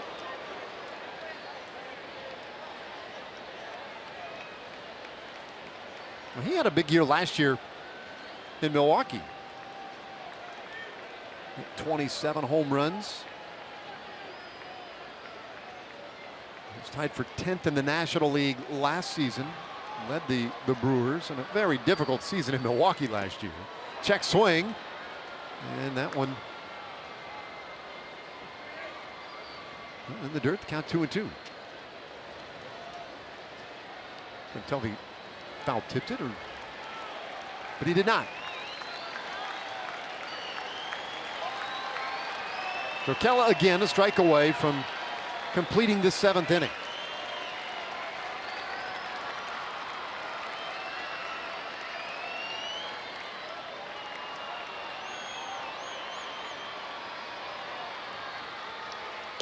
And a curve got him looking. Davis down on strikes, and it ends the top of the 7th. Keeps it a 2-run game as we turn it over now to Chuck Morgan. Your attention, please, ladies and gentlemen. Will you please rise? And in honor of all the veterans who have served our country and the servicemen and women who are currently stationed at home and around the world, we invite everyone in Globe Life Park to join in singing God Bless America.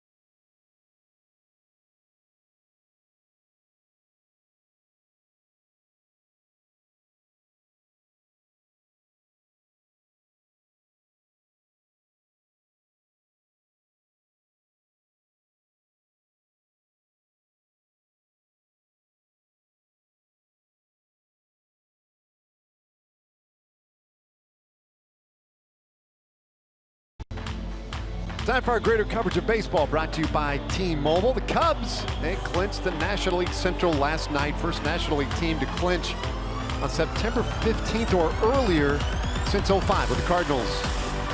Did it? And then David Ortiz. How about that? All 3 Triple Crown categories, top 10. 3rd in average, 9th in homers, 2nd in RBIs. Here it's a 2-run game as we move on to the bottom of the 7th inning. It'll be the top of the order for the Rangers. And the first pitch to Gomez. That ball hit well. Deep left field, and it is gone!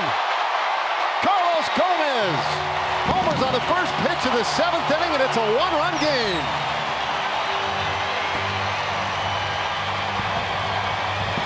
You talked before, Dave, about that short stroke that Carlos Gomez has made himself use, and that was a good example there of the explosiveness that short, compact stroke for Carlos Gomez has. Ryan Dahl trying to get ahead, and the ball never got to the catcher. It was intercepted by Carlos Gomez and ended up about 395 feet out of the left field bleachers. Well, how about that? Now Ian Desmond before the crowd could even settle back in. That fastball pretty much middle. Dreaded words for pitchers.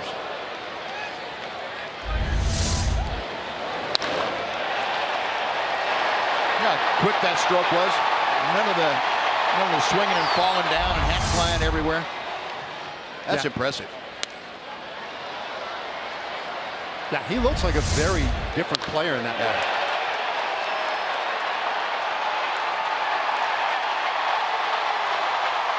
And he hasn't had the results overall that you hope for, but he's stuck with it. And I give him credit for that. He has really used the process to his advantage, and he's becoming a believer in it now.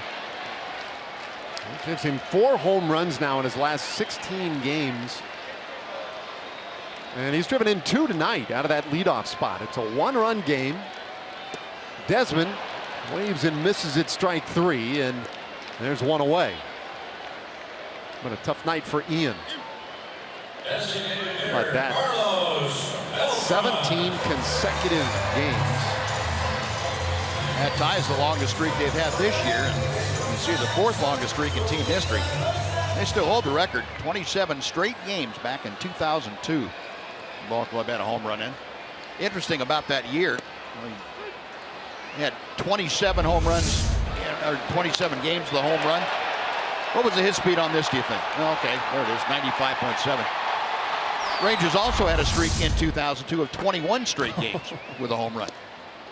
Well, the top 2 streaks in Ranger history all came within a matter of 3 months.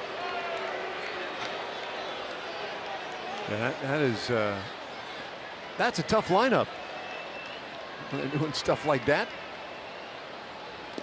Beltran couldn't hold up on the swing.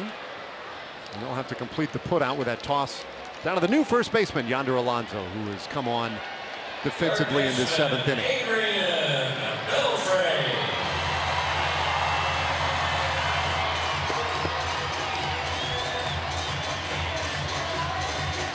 So here's Adrian Beltre.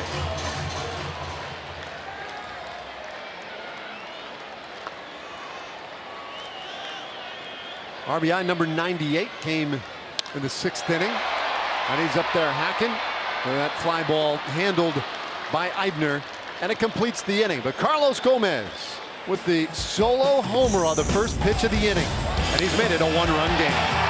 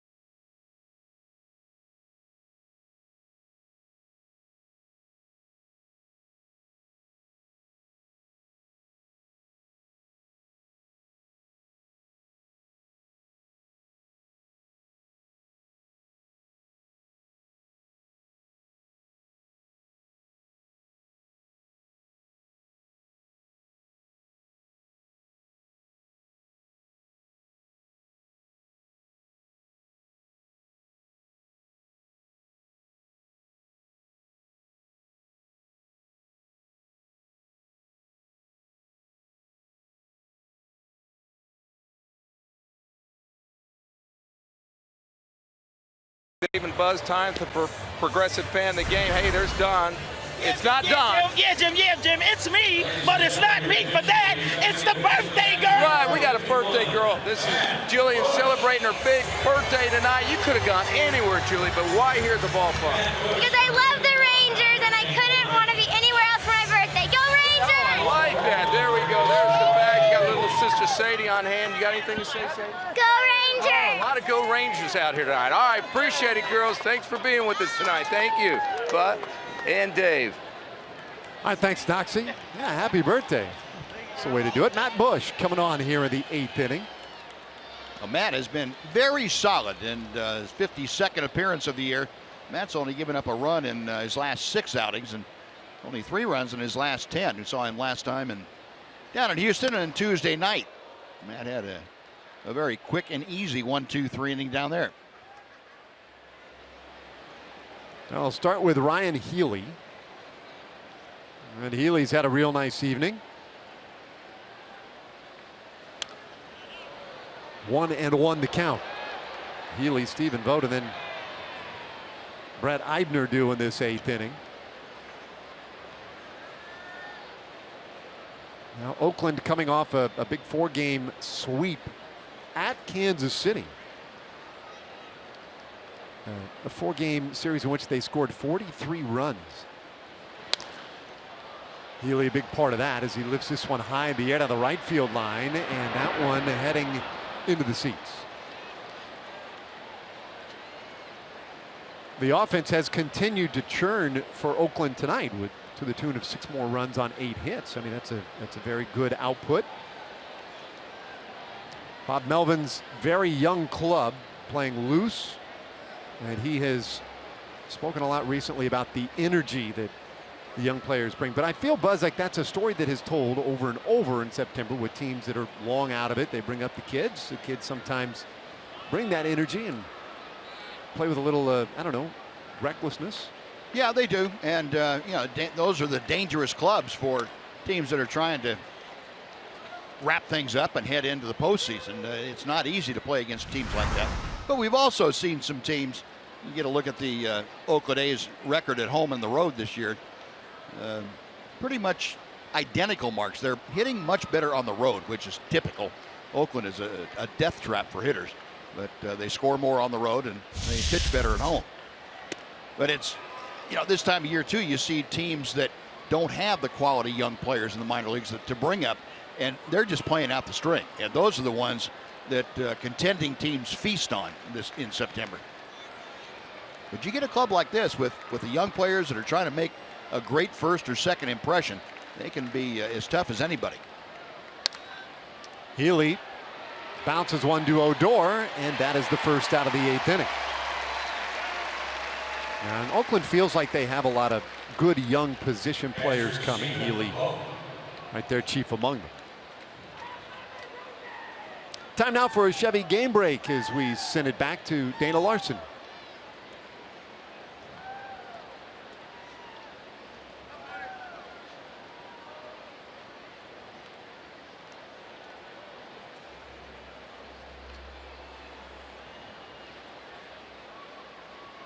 All right, thanks, Dana. Bush drops a breaking ball in there for a strike to Stephen Vogt. So the Red Sox leading their game and leading the division out of the American League East by 2 games. Vogt sends one into right, base hit for the A's catcher, his first of the night. Boston may feel a need to win tonight because more pressure coming from Baltimore. The Orioles won earlier this evening against the Tampa Bay Rays, and that was a game that ended with the Orioles gunning down what would have been the tying run at the plate in the 9th inning for the final out of the game. Baltimore now at 81-66, and currently at this very moment a half-game lead on Toronto. The 2 of them, though, owning the 2 wild card spots in the American League. And Bush coming after Brett Eibner with ball 1.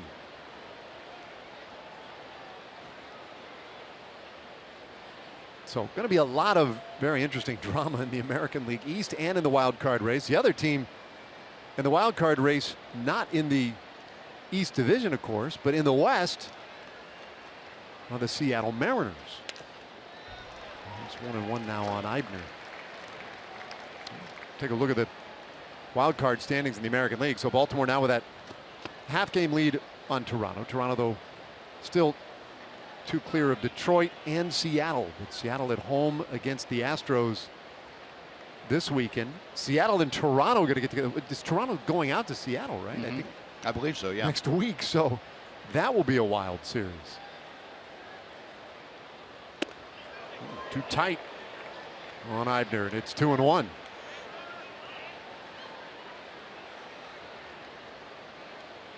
And it's certainly the great advantage or the great addition of the extra wild card. What it has done is kept so many teams in it. As you were pointing out, what is it, like 7 teams that are still within shouting distance of this thing. And you can't really rule out the Yankees or Houston in the wild card either. I mean, they're licking their chops thinking, well, the guys in front of us are going to play each other a lot, so maybe. Rangers trail by a run here tonight. 2-2 to Eibner. And Bush trotting out that great fastball. Now Keone Kela with a scoreless 7th inning, got a couple of strikeouts. Bush, the second man out of the pen tonight for Jeff Bannister. And he gets his first strikeout of the night. Rushes that one right past Brett Eibner, and there are 2 gone. You see just a little elevation extra, plus a couple miles an hour, but Eibner not able to catch up with that one. The pitch he hit for a home run was down about 3 inches from there and about 5 miles an hour slower. So he was able to get the head of the bat to it. But this one from Matt Bush just overmatched him. So 2 down. Max Muncy has been announced as the pinch hitter, and Doug Brocail out to make sure that everybody understands the scouting report on him. So he and Bush and Lucroy will talk this one over with 2 out here with the 8th inning. Unforgettable games, undeniable greatness, and unstoppable drama. That's right. The 2016 postseason begins October 4th. Go to MLB.com/postseason for a full schedule. And it is right around the corner. Hey, if you want to put your deposit down for your 2017 season tickets, well, that'll guarantee you postseason tickets this year. Go to TexasRangers.com/seasons.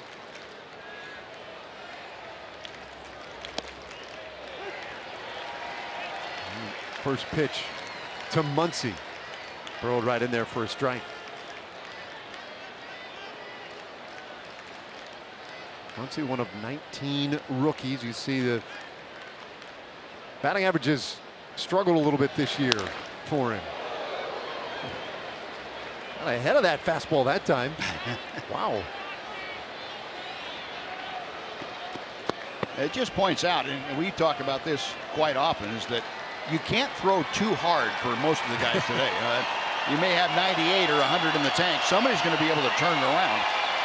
You got to have a little bit of location with it also.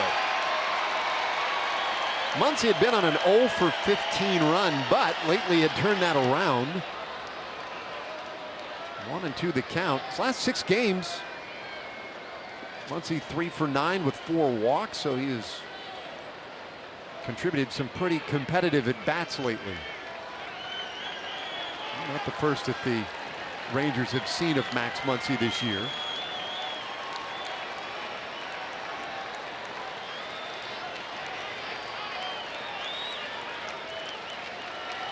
Bush is 1-2.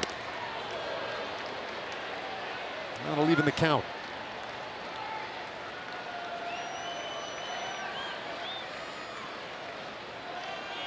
They'll continue to go after Muncy aggressively. Muncy, a left-handed hitter.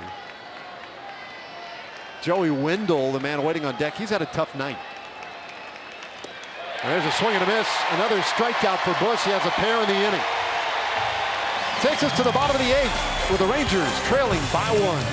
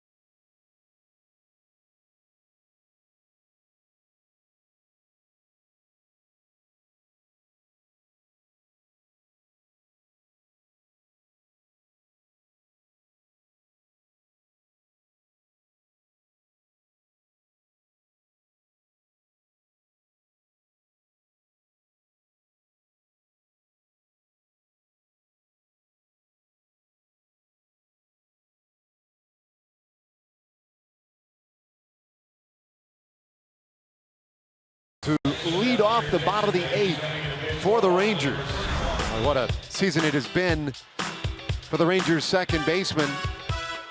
5'11", 195 pounds, just 22 years old, doing things 22-year-old second baseman have never really done. Just shy of his 17th birthday when he was signed as a free agent out of Venezuela. And his little brother, Rugned, is also in the Rangers minor league system. Now, more than 30 homers in a season, only Alfonso Soriano and Ian Kinsler can make that claim as Rangers second baseman.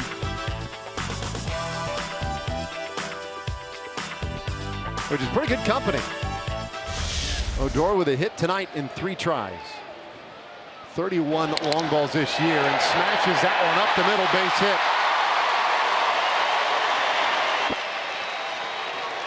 And here we go again, Buzz. Well, I'll tell you what, Carlos Gomez greeted Ryan Dull with a home run in the first pitch last inning. And Rougned Odor almost took off Liam Hendriks' left leg on this shot up the middle. Hendriks just barely able to avoid having that thing restructure his leg. Watch this thing. Oh, look out. That could have been ankle surgery right there real fast. Not too many places to pitch him. No, not if you're going to throw a fastball and you're right-handed.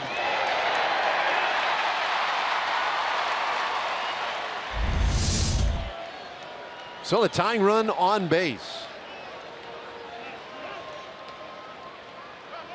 We use a lot of adjectives for this Ranger ball club, like resilient. How about relentless? And they are relentless tonight.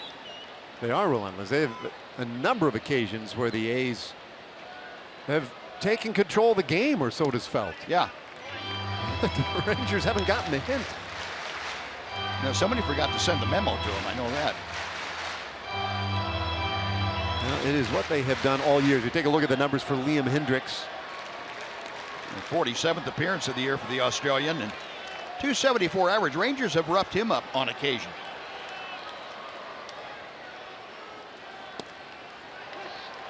Gets a strike call that time. 1-1 the count. Now Lucroy with a walk and has scored a run. 0 for 2 tonight.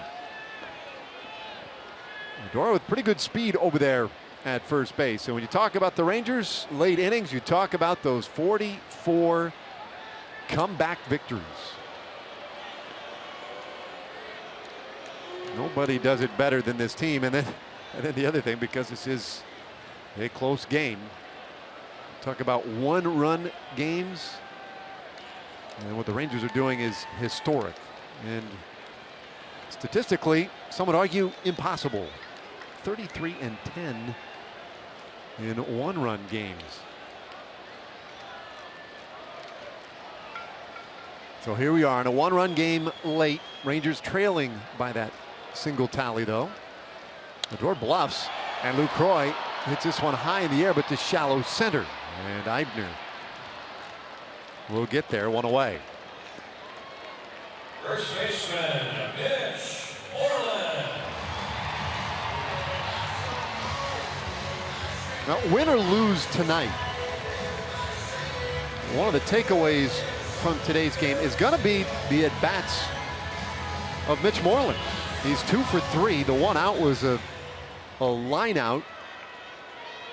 The shortstop, Marcus Semien, but he has had good swings, and I think it's especially pertinent given his recent stretch. He just had not been experiencing the results lately, so this was a good night tonight. Yeah, we're going to find out now exactly how hot Mitch Moreland feels like he is, because he has not had a hit against Liam Hendriks in 6 career at-bats. He does have a walk against him, but this is a good heat check for him. See exactly where he is. Odor's at first. Saw the twitch. Moreland takes a strike. They do have the shift on that right side of the infield. Semien and Wendell and Alonso, the first baseman, all on that right side.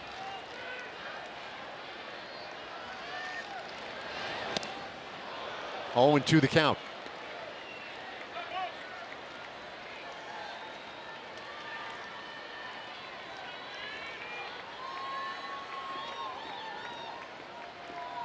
Two runs in the 5th, 2 in the 6th. The solo home run by Gomez in the 7th. Rangers 5 runs on 10 hits. They've out-hit the A's tonight, 10-9.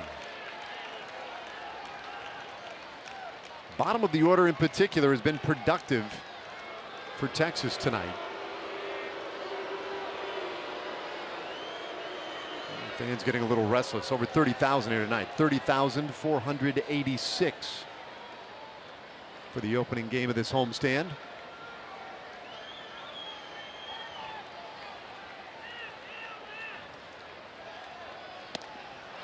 Moreland down swinging, and there are 2 away in the 8th.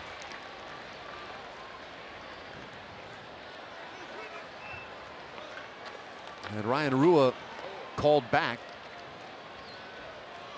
It looks like Jurickson Profar will hit for him.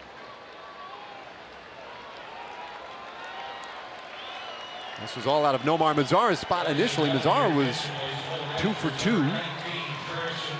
But in the 6th inning when Sean Doolittle came on to pitch, Mazara replaced by Rua, and now Profar. And one thing that Jurickson has done very well this year is act as a pinch hitter. He has had some key late inning pinch hits for the Rangers. Overall, as a pinch hitter, he's 3 for 13, but he's had 4 RBI. And they have been very big RBI as far as the outcome of that game. Odor running on the pitch, and he is in there at second base. His 14th steal of the year.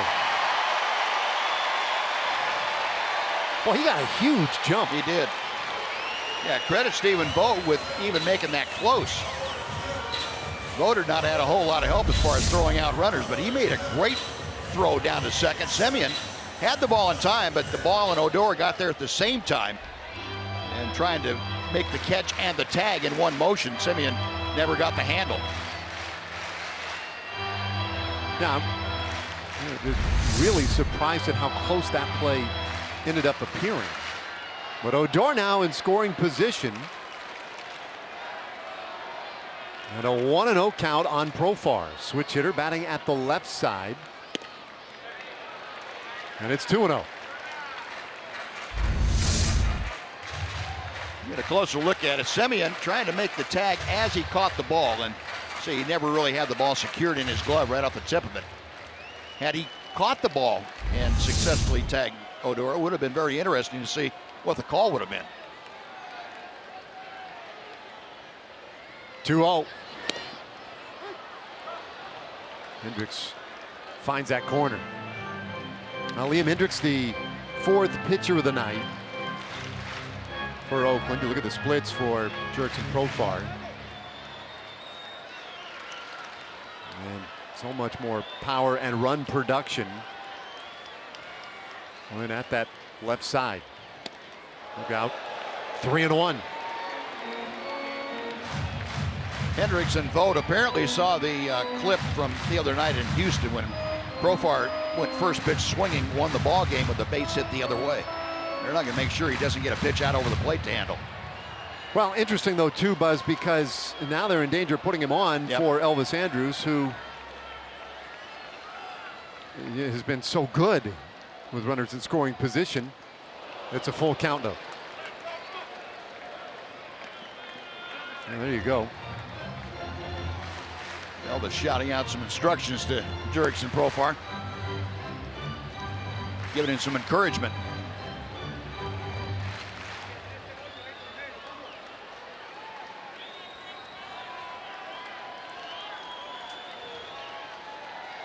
So Profar in a big spot right here for the Rangers. If they are going to come back tonight, and Hendricks will take a moment to think it over.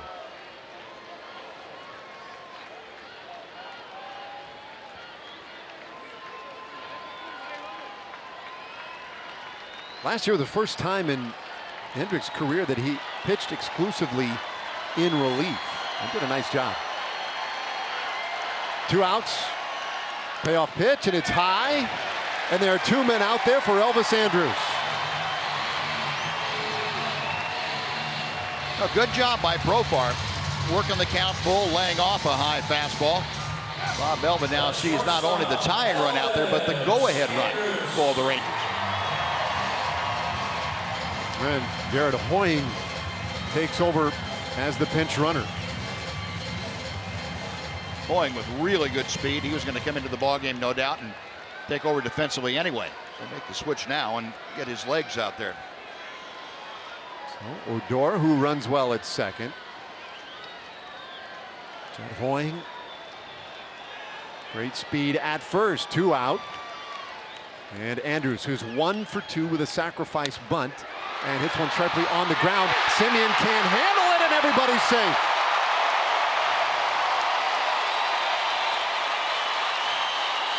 Hey, what, Rougned Odor ought to get a half of an assist on that.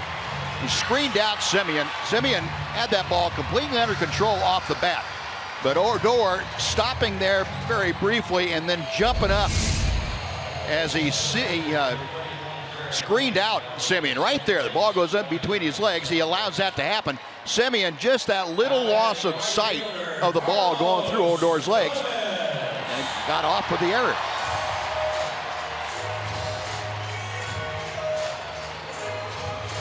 Yeah, that's got to be distracting, and what a big play. Another big heads-up play that opens the door now for Carlos Gomez. Now, the Rangers have taken advantage of opposition mistakes a lot. That was one of their hallmarks early. They kind of got away from it. Lately, they've been doing it very, very well, and see if they can do it here again against the A's. No place to put Carlos Gomez. And he hits this one sharply. Wendell, though, corrals it, and that will end the inning. Whew. Rangers leave him loaded in the 8th, and it's off to the 9th we go in a 1-run game.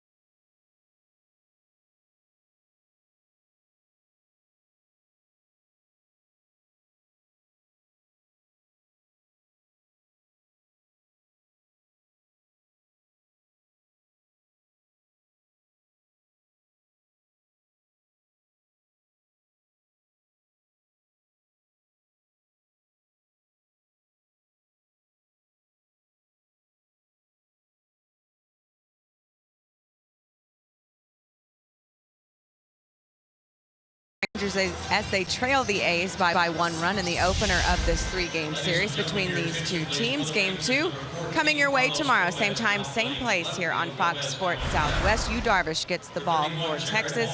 He has been extremely good of late at home.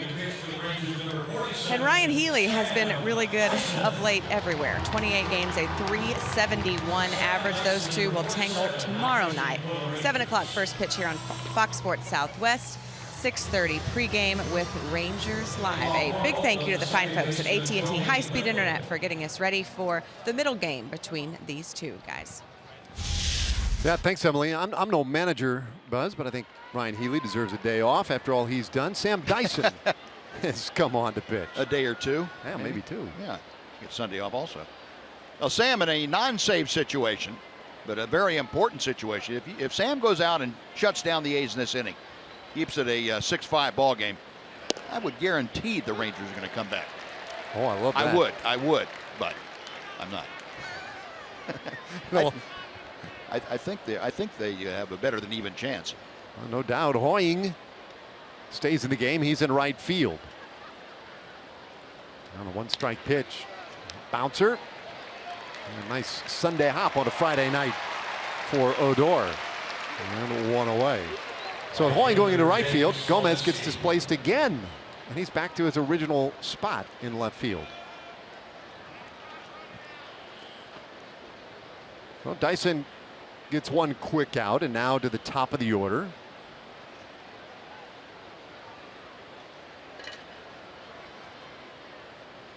Smolinski tonight hitless in 4 tries. Wow. A breaking ball for strike 1 in the bottom of the 9th. To take your point just a little bit further, should he post a 0 here in the bottom of the 9th, the Rangers will have 2, 3, and 4 coming up. Desmond, Beltran, and Adrian Beltre. That has the ring to it of a walk-off of some type.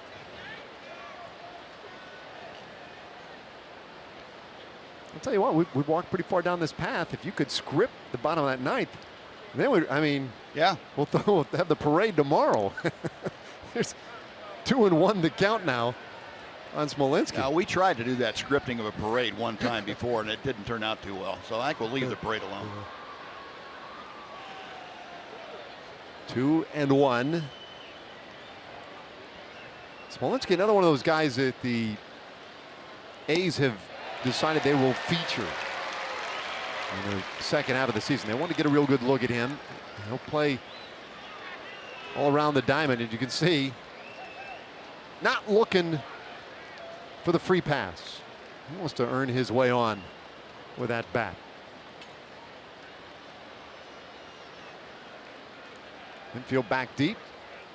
And the 2-2. Ooh, look good. But a little bit in. Ryan Madsen ready to go at the bottom of the 9th.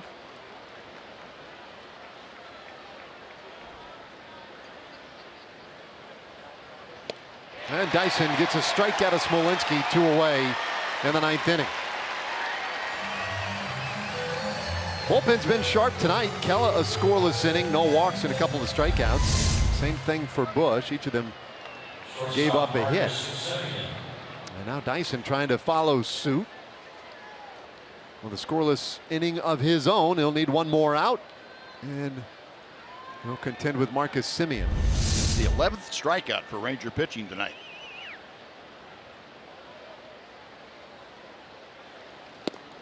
And he pours one right in there for a strike to Semien. Semien also 0 for 4. So the top 2 spots in the order for Oakland tonight have been ineffectual. In fact, have combined to this point anyway for 4 strikeouts. One and 1 to Semien. But then it's the heart of the order, the middle of the order for Oakland tonight has been a real test.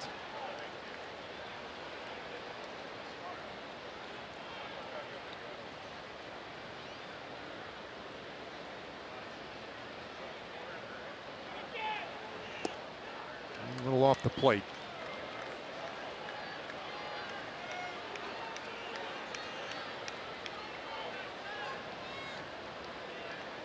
You see due up. There's 2 hits among Desmond, Beltran, and Beltre. It's Madsen finishing some of his preparations. Slow bouncer. Beltre will peel it, need it. Got started and it's a nope, nope, nope. That'll be a base hit for Semien. You know, you start to say, Buzz, that nobody in the business has ever done what he does on those slow rollers to third, and it is true. Yeah. But I don't know about that one. If he could have gotten a grip on it, he would have thrown him out, or he would have gotten a throw off. Now I don't know if he would have gotten Semien. Semien gets down the line pretty well, but If Adrian had gotten his hand around the ball to be able to throw it, he would have done it. He is just amazing. He really is. 37 years old. And he makes that play better than maybe anybody ever has. And he does it consistently. So base runner for the A's. And Danny Valencia turns strike one foul along that first base side. Beltre also points out that is a play he does not practice. As Yonder Alonso, by the way, is the hitter. I need to correct myself. But he doesn't practice that play. He won't because he doesn't want to screw it up. Well, you could get hurt. That's a good point. He's like, I don't want to think. I don't want to be thinking when I make that play. I just want to react. That's what works.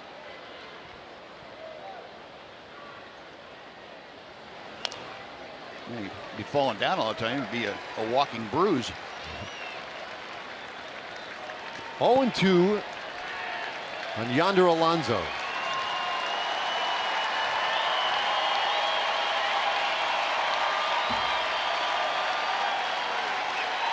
Well, some of the fans trying to help Sam Dyson to the finish line in this ninth inning.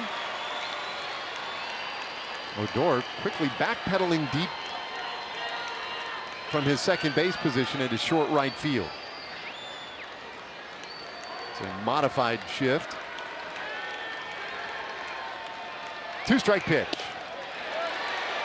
Just missed. Now, a little strikeout in this spot. A nice little boost of momentum going into that comeback in the ninth. Now you got to be careful with Alonso. His overall average wouldn't tell you, but he's been swinging the bat pretty well the last month or month and a half. Tyson gets into foul tip one. Alonso, a guy who has lost significant playing time to the youth movement that has occurred with Oakland. You can see those some pretty good numbers. You isolate the last couple of games for any of these Oakland hitters statistically, and they're going to look a lot like that. 5 for 9, 4 RBIs.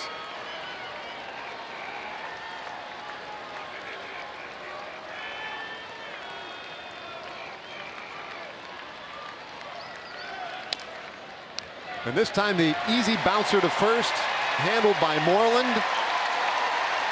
And the ninth inning walk-off on the way. Will they do it again? 2, 3, and 4 coming up for the Rangers in the last of the ninth.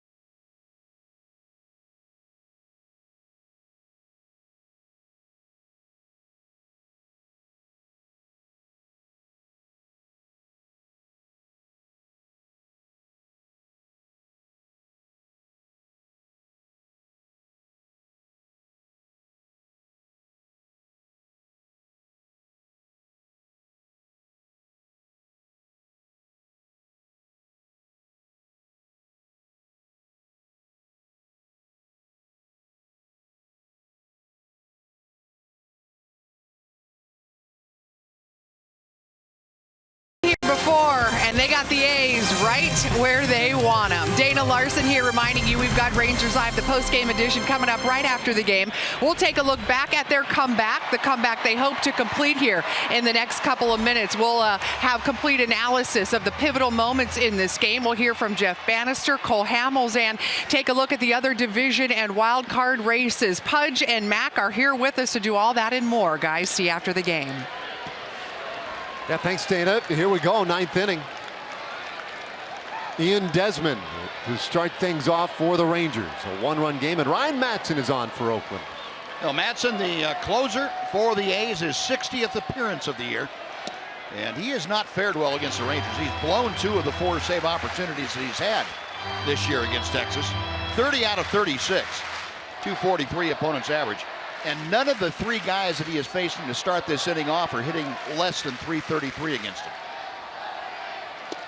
And he's fallen behind Desmond in a profound way here, 3-0.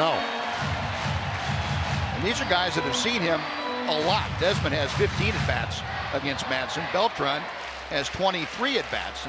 And Adrian Beltre only has a half dozen, but he has gone 2 for 6. Well, there's the automatic strike. 3-1 on Desmond, who's hitless so far tonight. Yeah, last time he blew one.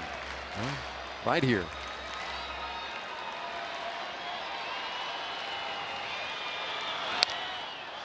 Desmond will run the count full with that foul ball.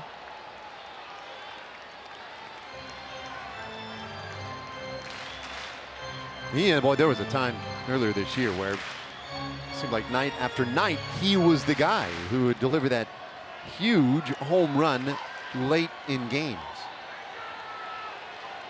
He has 5 go-ahead homers, 7th inning or later this year. He swings and hammers it foul. Count stays 3-2. You talk about late inning home runs that put your team in front. Well, I mean, that's a franchise record. It leads all of Major League Baseball. And they can't do it here. Now, he could tie the game with a home run. Rangers just want him on base. Yep.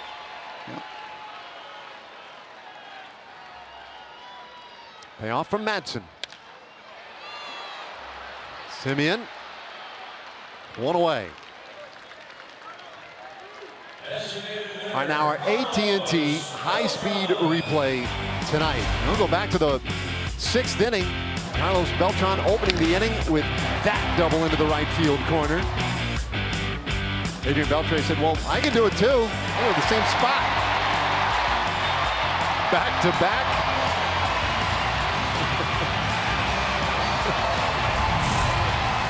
And then Adrian finishing it off with a little flair. Breaking ball in there for a strike to Beltran. Boy, big time numbers against Ryan Madson. Yep.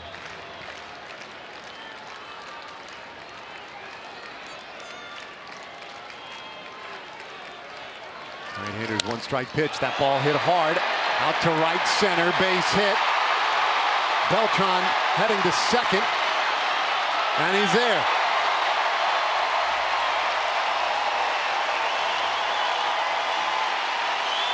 He tied Lou Gehrig earlier tonight and just passed the Iron Horse with that double. 32nd two-bagger of the year for Carlos Beltran. And continually amazing. That's all I can say about Carlos Beltran. You know, up, down, in, out. He's going to find a way, especially as the game goes on. He gets that much tougher. His experience comes into play. And again, no tension in that swing. He is looking for the ball. He puts a good swing on it. And more often than not, the ball goes somewhere where nobody can catch it. So he gives way to Delano DeShields as the pinch runner. Great speed out there now. And Adrian Beltre. And there goes DeShields. Wild pitch. 90 feet away.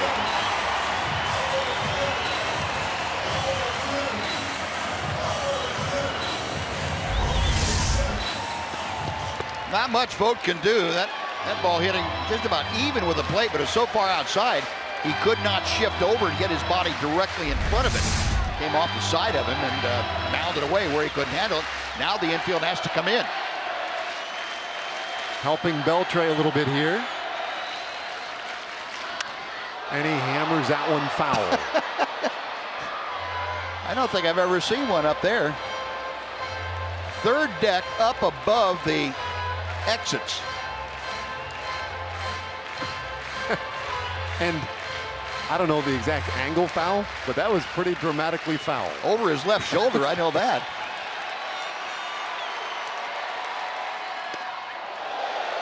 Kareem Abdul-Jabbar would have been impressed with that one.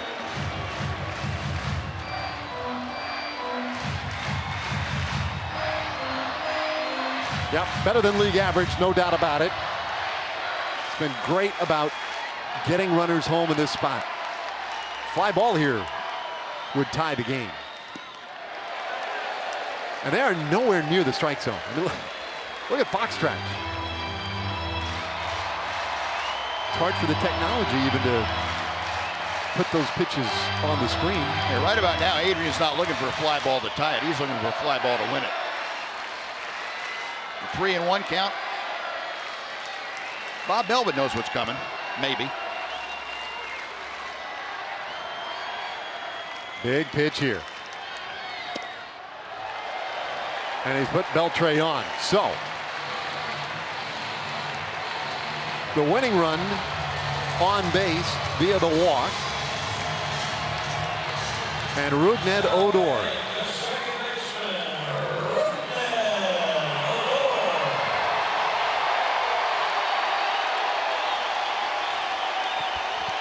Yeah, that's cause for a meeting. Pinch runner for Adrian Beltre. Gallo takes over for him. So DeShields third, Gallo first, and Madsen and company talking over what to do with Odor. Yeah, Kurt Young out there with the reminder of what they talked about for Madsen and Vogt to work with Odor. Rougned 1 out of 2 against Madsen, and not a lot of experience in these situations for the A's or for Rougned to go on.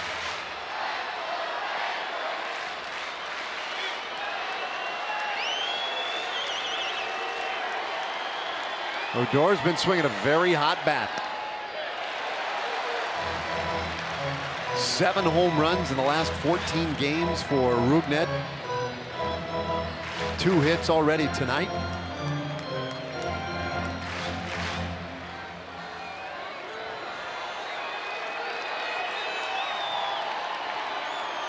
Infield double play depth.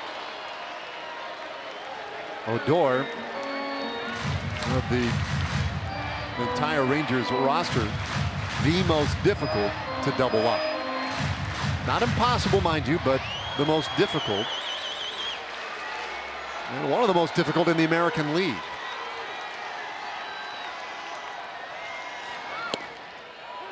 Finds a corner. Odor didn't like it. 1-1. Let's go back. August 30th. Gets the Seattle Mariners. He knew it.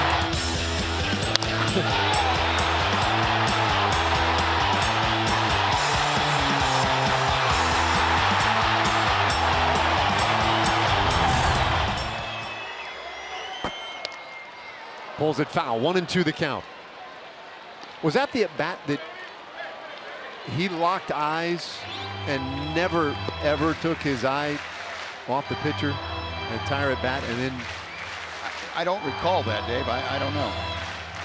It was one of those games in Seattle where he was so incredibly locked in an at bat. There's a rally hat for you.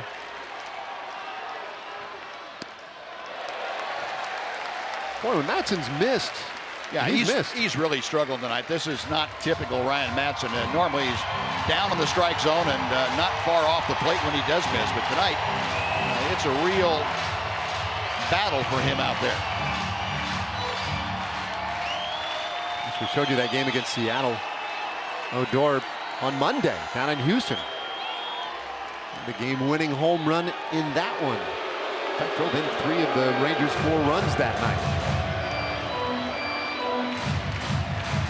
one was in extra innings.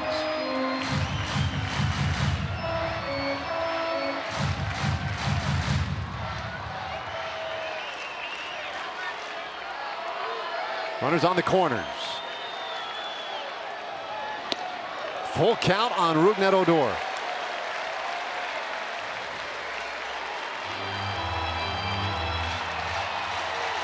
He'd love to get an opportunity.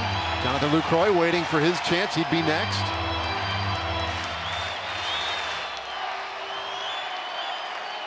Rangers with 6 walk-off wins this year, looking for number 7 tonight. The payoff pitch. That ball hammered foul. Gallo was off to the races from first. Yeah.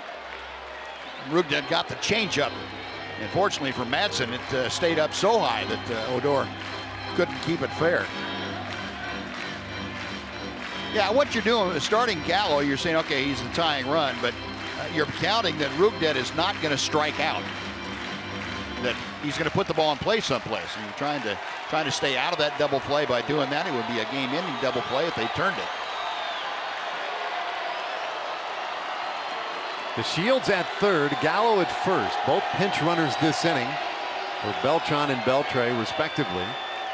The 3-2 pitch, and there is a swing and a miss. So Odor strikes out, but Gallo was moving again, and now he is out there in scoring position at second.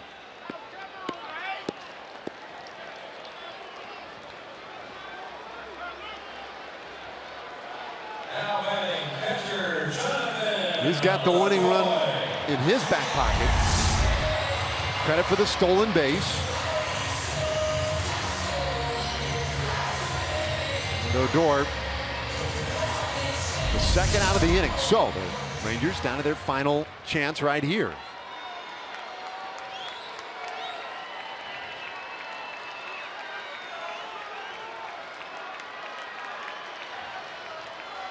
(6-5) the score. It was 2 3-run innings tonight for Oakland. That ball's hammered down the third baseline, base hit. DeShields is in. Gallo will win it. And the Rangers have walked it off again. 7-6 the final score as Jonathan Lucroy delivers the double down the left field line.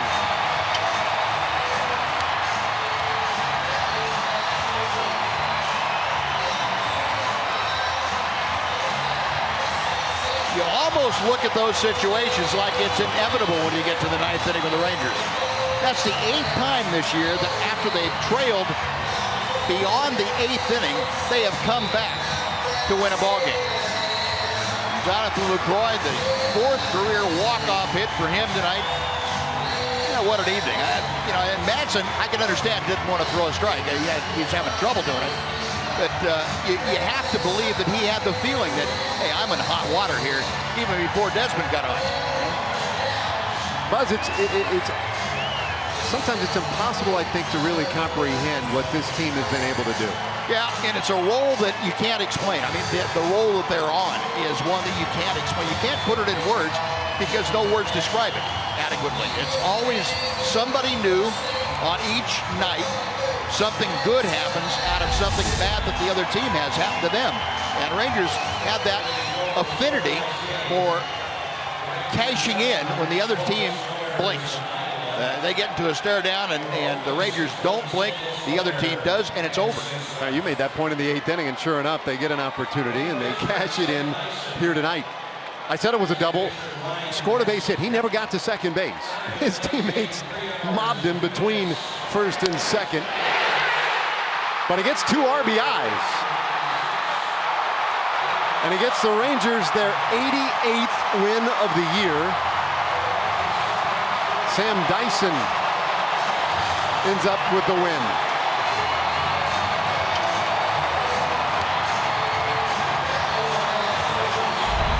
And let's go down to Emily. Thank you very much, Jonathan Lucroy. I'm running out of things to say about the way this team wins ball games. What can you say about it? You know, at any given time, anybody in this lineup can beat you. And, I missed my chance earlier in the game with a runner on third, less than 2 outs, and I was pretty mad at myself about that, but I'm glad I was able to make up for it right there. Okay, we've got some little formality coming here.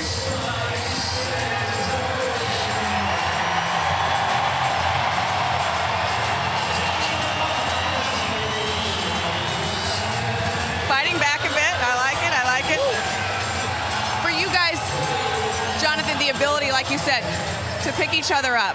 When one guy's struggling, someone behind him is there to do something good. Yeah. How big has that been for this team, and what have you observed about this over the last month? Just resiliency. I mean, excuse me, I'm a little cold right now. I got it. Got me last time. I didn't get used to it. Sorry. Guys are resilient. I mean, look. I mean, Cole had a tough day, but guys had great at bats the rest of the night. Chipped away. Got some runners on right there in the ninth, and I was able to get that big hit. But like I said, up and down the lineup, guys are putting together good at bats. And man, I tell you what, it's a lot of fun to be on this team. Just one more thing. This time of year, this situation, this team, what's it like to be a part of it? It's fun. I mean, look, I've been in the organization for 6.5 years. This is my 7th season, and it's just a lot of fun. I mean, it's just professional. Everybody's pulling on the same end of the rope, and it's just a great thing to be a part of, like I said. Thank you so much for the time. We appreciate it. Of course, anytime. Guys, we'll send it back up to you. Thanks, Emily. The franchise record, 8th win when trailing after 8. Rangers 7-6 walk-off winners tonight. Back with more in just a moment.